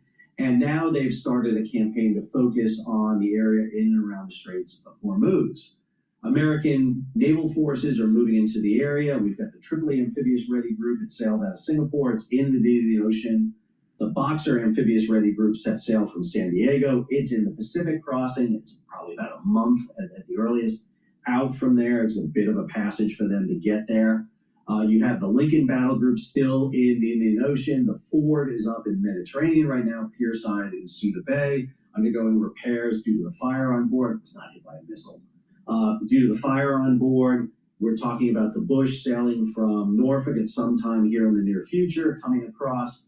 But if the U.S. is going to force open the Straits of Hormuz, this is a tough problem. If you're going to use your Marines to do this, how are you going to use the Marines? Are you going to put them on board ships as armed guards? This is a subject that was talked about in 2023. Did a video about that when that came out. Are you going to use the Marines to seize those key little islands throughout the Straits of Hormuz? It's not Karg Island. Karg Island is 400 miles up the strait. It's not at the Strait of Hormuz. But there's a series of small little islands. You put the Marines ashore there. They can use their fixed assets to use for surface-to-air and surface-to-surface missiles, use their fires to keep control. You don't have to risk putting a ship into the area if you have Marines on the ground. Or you push Arleigh Burke-class destroyers and other vessels, potentially allied vessels, coming to the assistance up into the strait. All of that is extremely costly. And I still think, even with all that, you don't get 100% success for ensuring that the Iranians are not going to take a shot at ships coming through. Now, you're never going to get 100% in that scenario. The only way you get 100% is for the U.S., Israel, and Iran to come to a ceasefire. Any sort of pushing up the strait is going to run you into problems. What comes to mind here is this book written by my good friend Nick Lambert, Warlords and the Gallipoli Disaster, How Globalized Trade Led to Britain's Worst Defeat in the First World War. I'm not saying that the Strait of Hormuz is Gallipoli. What I'm saying is operating in confined waters, even 100 years ago, was extremely difficult. Today, in the modern warfare with drones and missiles, it's even more difficult. Putting ships into a very confined strait like the Strait of Hormuz, 21 miles across, that's tough. You're going to get hit. I mean, there's no question about it. We're already seeing ships get hit, and it's only a matter of time to potentially a U.S. warship or U.S. Marines get hit if you introduce them. That means The only real solution here is either A, the US and Israel give up the Strait of Hormuz and never again sail through it because they've given de facto control to Iran, in which case Iran will make money operating a forever toll at the Strait of Hormuz, which I don't think is, number one, legal under UNCLOS, and number two, I don't think the rest of the world really wants that. Number three, how do you get Iran to back off? Well, I think the only way Iran backs off is if the US and Israel agree to stop. The problem is, can the US get Israel to agree to that? I don't know. Israel has never been in this position before where they have been able to eliminate systematically their enemies. I mean, if you look at what has happened since October 7th, they have been able to deal with Hamas, Hezbollah, and a variety of other entities and organizations, and now they're dealing with their greatest threat, which is Iran. Does Israel back off? Israel has always been a kind of a tough ally to have. Go ask the British and French about it regarding Suez in '56. This is a tough one. Can the U.S. extricate them from this position? I don't know. And that means that global trade is really in a precarious situation. We have not seen this level of disruption in global trade since the Suez closed, not with Ever Given 5 years ago, but back in 1968 during the Six-Day War, and then that was closed for 8 years. Ships were stuck in the Great Bitter Lake. They became known as the Yellow Fleet. And matter of fact, ships within the Persian Gulf now are starting to call themselves that, the Yellow Fleet, because they're not sure they're ever going to be able to get back out again. That is a scary prognosis. I don't think anybody enjoyed today's video, but if you got something out of today's video, hey, how about subscribing to the channel and hitting the bell so you'll be alerted about new videos when they come out. You can share it across social media, give it a big thumb. All right. Right natural gas is trading at 2.956. It's been ticking up. And also oil futures for WTI is at $90.42. The equity market has been drifting down a little bit. It's now trading at 6,591 for the S&P 500. So any reduced energy futures has been basically evaporated away. Now it's moving upward. All right. With that, let's please go to my store, the-studio-reykjavik.com, and get the digestive enzyme complex. This will help to break up carbohydrates, proteins, and lipids, reduce the load on your pancreas. It's really important to take, especially if you're 40 years of age or older. A lot of people don't realize that even if you are healthy, your pancreas doesn't function as well. So it's important to keep that pancreatic health as best as you can and give it a little bit of help in digesting the foods that you eat. You'll be able to absorb your nutrients better. Digestive enzyme complex also has bromelain, which is an enzyme to break up clots, so that's really important. And digestive enzyme complex has the proteolytic enzymes to break up glycoproteins. That's really important during the cold season. I have a new product on my store, Super Strong Relief. This is a topical agent. You apply it on sore muscles, arthritis, even headaches, tension headaches. Rub it on your neck, on your temples, on your forehead. It'll relieve the pain within 30 to 90 seconds. If you have arthritis, you can use this to help relieve the pain from your arthritis. It's a great product. It works very fast. Please go to my store and get the Super Strong Relief. And also, Boomer Boost. Boomer Boost has 68 nutrients that will help you to slow down the aging process. And it focuses on a lot of different systems. It helps with cardiovascular health, helps with your immune system and your endocrine system, helps with brain function, revs up your metabolism, increases your energy levels, helps with musculature. Take it every day and it'll help you to slow down the aging process. And you can take separately or you can stack it with the Boomer Boost for added benefit. The heirloom barley. This will help to detoxify your body, bring down inflammation, and soak up free radicals. That's going to help you to slow down the aging process, help you to control your A1C levels, especially if you stack it with the Boomer Boost. And by soaking up free radicals, bringing down inflammation, you're helping with your brain function because you're reducing the stress on your neurons. You're helping with your cardiovascular health, reducing plaque formation. You're helping with your immune system because you're bringing down chronic inflammation. So please go to my store, get the heirloom barley. This is a month's supply, and stack it with the Boomer Boost for the best results. So please go to my store, the-studio-reykjavik.com. Use discount 5. You get $5 off any order. The link is in the description of this video. Go to my store, the-studio-reykjavik.com. All right, with that, let's listen into Al Jazeera. Let's see what's happening on Al Jazeera.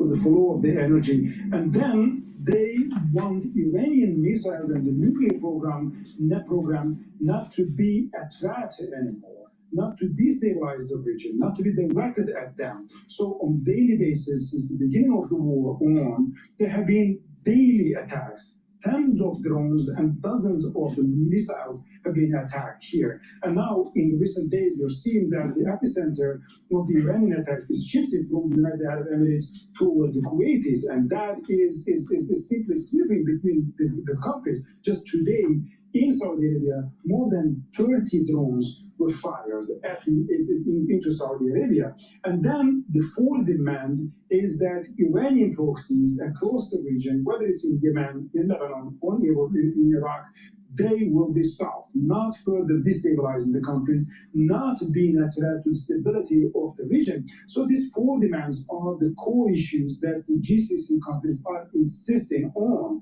And they're saying that at the moment, as these countries are still coming under attacks, they are not involved in these mediation efforts, but they are supporting the diplomatic track that is still ongoing between the related parties.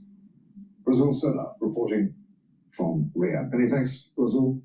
Tehran continued to strike targets inside Israel on Wednesday. An Iranian missile landed near the city of Haifa, sending a plume of smoke into the sky. Elsewhere, a missile caused a huge fire at a warehouse in the town of Yashresh. Al Jazeera's Noor Odeh is in Ramallah, in the occupied West Bank, and is with us now. Iran continuing to mount a fight on, and showing that it can continue to strike right across Israel. Yes, Iran is striking and evading the many air defense systems that Israel has. It has struck at Haifa, as you said, Adrian, at Deira, near a power plant, a strategic power plant that supplies about a fifth of the electricity in Israel. It has struck near an industrial zone in the Negev. Of course, in the center of Israel, where about 44% of the population lives. So the impact is felt really by a sizable portion of the population, and that's why the state of emergency is expected to be extended. The Israeli government had just pushed it to this Thursday, and it seems that that is the trend, kicking the can further down the road in the hope that at one point the easing of restrictions would be possible, but they do not seem to be so, especially in the north, where in addition to Iranian missiles, you have Hezbollah fire as well, and that is ceaseless. Al Jazeera's Noor Odeh reporting live from Ramallah in the occupied West Bank. Well, many thanks. UN Secretary General Antonio Guterres spoke earlier, calling for an end to the war. My message to the United States and Israel is that it is high time to end the war, as human suffering deepens, civilian casualties mount, and the global economic impact is increasingly devastating. And my message to Iran is to stop attacking their neighbors that are not parties to the conflict. Security Council has condemned these attacks and demanded that they end. Well, the war is threatening to push food prices even. The problem with the UN is they're not paying attention that there is such thing as Islamic terror. And guess what? Who was funding it? Iran. Amazing. I mean, it's just, the UN is so incompetent. Please go to my store, the-studio-reykjavik.com. Get the cleanse or the max 35 or max 14. Take a teaspoon a day every day. Swish in your mouth, gargle about 20 seconds, swallow it. What this will do is improve your oral cavity, neutralize, improve your oral pharynx, help to maintain the mucosal barrier and the health of your epithelial cells in your oral pharynx. That's really important to help to boost up your immune system. And it's neutralizing. So that's really important during the cold season. So take a teaspoon a day every day. If you're not feeling well because of the cold season or someone around you is not feeling well because of the cold season, take a tablespoon or 2 a day. Do the same protocol, swish your mouth, gargle about 20 seconds, and then swallow. And then go back to your maintenance dose once everything's all clear. I've been doing this for 6 years, every day, to boost up the immune system. It's really important. So please go to my store, the-studio-reykjavik.com. Use discount 5, all caps, discount the number 5. You get $5 off any order. You can use that discount as many times as you want. So please go to my store, the-studio-reykjavik.com.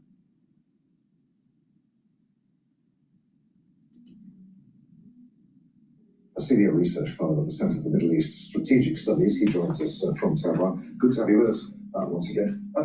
Let me ask you, what are we to make of Iran's response to this 15-point peace proposal from the US?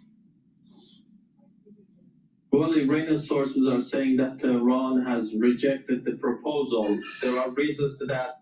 One is that the terms which have been set forth by the United States are maximalist ones, and Iran interprets this as a sign of, let's say, lack of real intentions in Washington to engage diplomatically to end the war and to reach a kind of ceasefire.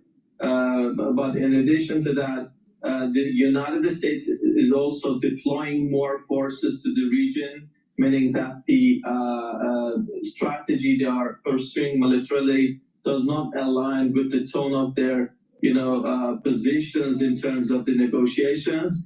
And additionally, Iran is thinking that this, stance from the U.S. side indicates that Iran's strategy of pursuing a multi-front campaign pressure against the U.S. and Israel is bearing fruits gradually, and that's the time to continue this, to inflict more costs to the United States, to make it rethink in future in case it wants and intends to attack the country again. For Tehran, more important than stopping the ongoing aggression is removing the shadow of war in the long term. So that's why Iran is not just focusing on rapid cessation of the hostility, but to getting rid of it in a long term. So that's what you're saying, essentially, is that at this particular moment, Iran feels it has, well, not exactly the upper hand, but a good hand to play in negotiations here. Yes, we have been seeing that the tone here in Tehran has been shifting from, let's say, fight for survival to changing the immediate threat to a long-term strategic opportunity. And that's why we are seeing that the armed forces, the political section, after trying to revive and fill the vacuums, are having a self-confidence that they can, trap the United States in a way that it will be forced to backtrack from its positions, like what is happening in the Strait of Hormuz. Iran thinks that it yet has some other cards to be played in the game. So that's why Iran thinks that maybe the initiation of this war was by the United States and Israel, but the ending, meaning the timing and the conditions, need to be set by Tehran, which is halting the aggression, and no negotiation will be taking place by the time that this is ongoing, as well as halting all, let's say, hold the war in different fronts, not just in Iran, but in Lebanon, Iraq, and against all resistant fronts. And the other conditions Iran is seeking is receiving reparations for the damages, as well as the other sides, and internationally recognizing the sovereignty over Strait of Hormuz. Hey, So think about if this. the US is serious- We've completely destroyed the IRGC. It's fractured into 31 units. And their leaders are dead. And they are demanding at the negotiating table that they get reparations. This is the point that Trump's administration has been saying from day one. They're not wanting to really de-escalate and solve the problem. They want to play chicken. Now the question is, will Trump swerve or not? And I have a feeling that maybe Trump is going to swerve. The Iranians have no intentions of really trying to de-escalate the situation. This government that is making these statements, demanding for reparations, what the fuck? They're the ones that they're funding Islamic terrorism. Don't forget the Iran hostage crisis. Don't forget Beirut bombing. Don't forget the bombing of the coal. What about the IUDs in Iraq and Afghanistan? Let alone the funding of Hezbollah and Hamas. No, they need to capitulate, or else. What is this? Demand for reparations.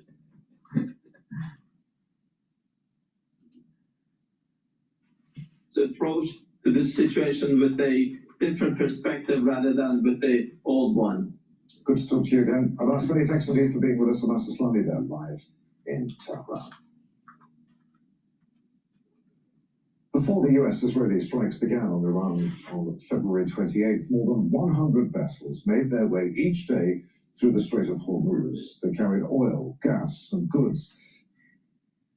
I'll tell you, I don't know. Trump should have never de-escalated this. He should have just kept on going. There's no real broker that he's talking to, unless it's a faction that's trying to break away, and that maybe there's some infighting between the different 31 factions of the IRGC. Who knows? But whoever Trump's dealing with probably doesn't have enough power, and that's probably the case. Please go to my store, get the collagen. This will help to remodel your joints. This is really important if you have a sports injury or arthritis.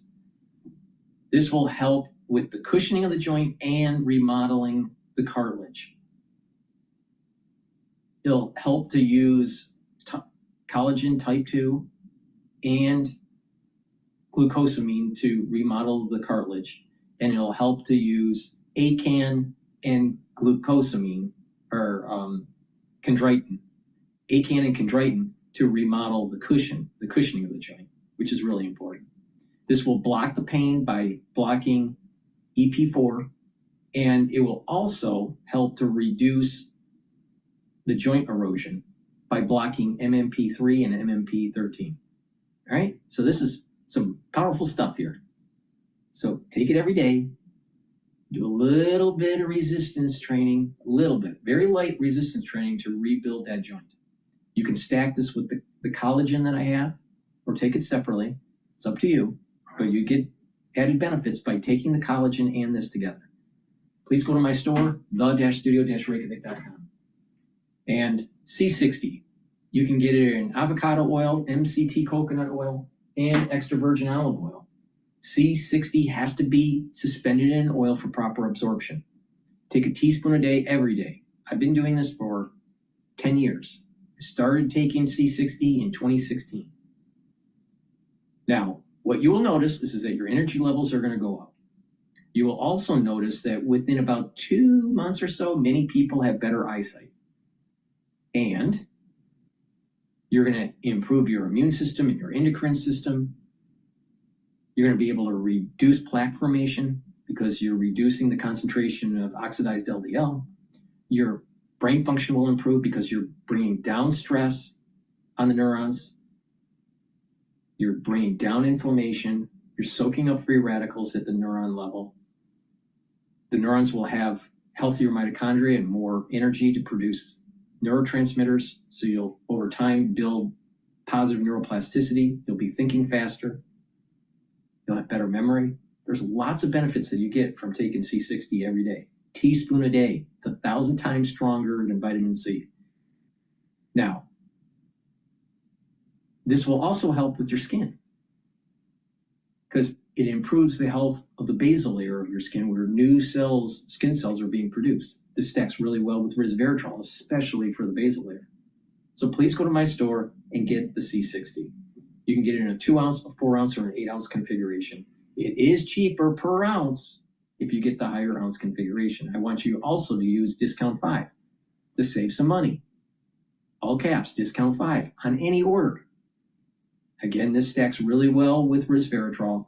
It also stacks well with the Max 35. You'll notice that if you take the Max 35 cleanse or Max 14, that you'll actually have better breathing. You'll notice that you're breathing better. All right? Because what you're doing is you're bringing down inflammation, you're boosting up that immune system, and the bronchioles are actually expanding. So you're gonna be able to breathe a little bit better. Now, another thing that you'll notice that's really important here is that you can stack this with Boomer Boost to help with soaking up those free radicals and slowing down that aging process. And this stacks well with the turmeric, ashwagandha, and lignans. So if you've been paying attention to me for years, I've been telling you that the core of the anti-aging protocol is the following. Take a multivitamin, get my multivitamin from my store, take the probiotics, that's the foundation. And the pillars of this anti-aging protocol are the following. The first pillar, Max 35 cleanse or Max 14 to boost up that innate immune system. The second pillar, the C60 to soak up those free radicals. The third pillar, the turmeric, ashwagandha, and lignans to boost up your immune system, help with your cardiovascular system, and brain function. And the Boomer Boost to rev up that metabolism and your energy levels. And you'll get lots of other benefits from Boomer Boost, like brain function, cardiovascular health, and musculature. And so if you pay attention to that protocol that I just mentioned, it's targeting all the major elements that are causing aging. And so it works synergistically to radically slow down the aging process. You do this regularly, you will get healthy. Now, if you stack it with proper diet, exercise, mindfulness, proper sleep, doing some resistance training, some cardio, some stretching, and balancing exercises to activate that cerebellum, you're doing these things on a regular basis and learning new things, you are radically slowing down the aging process and not atrophying, mentally or physically. Now, I just gave you the recipe on slowing down aging.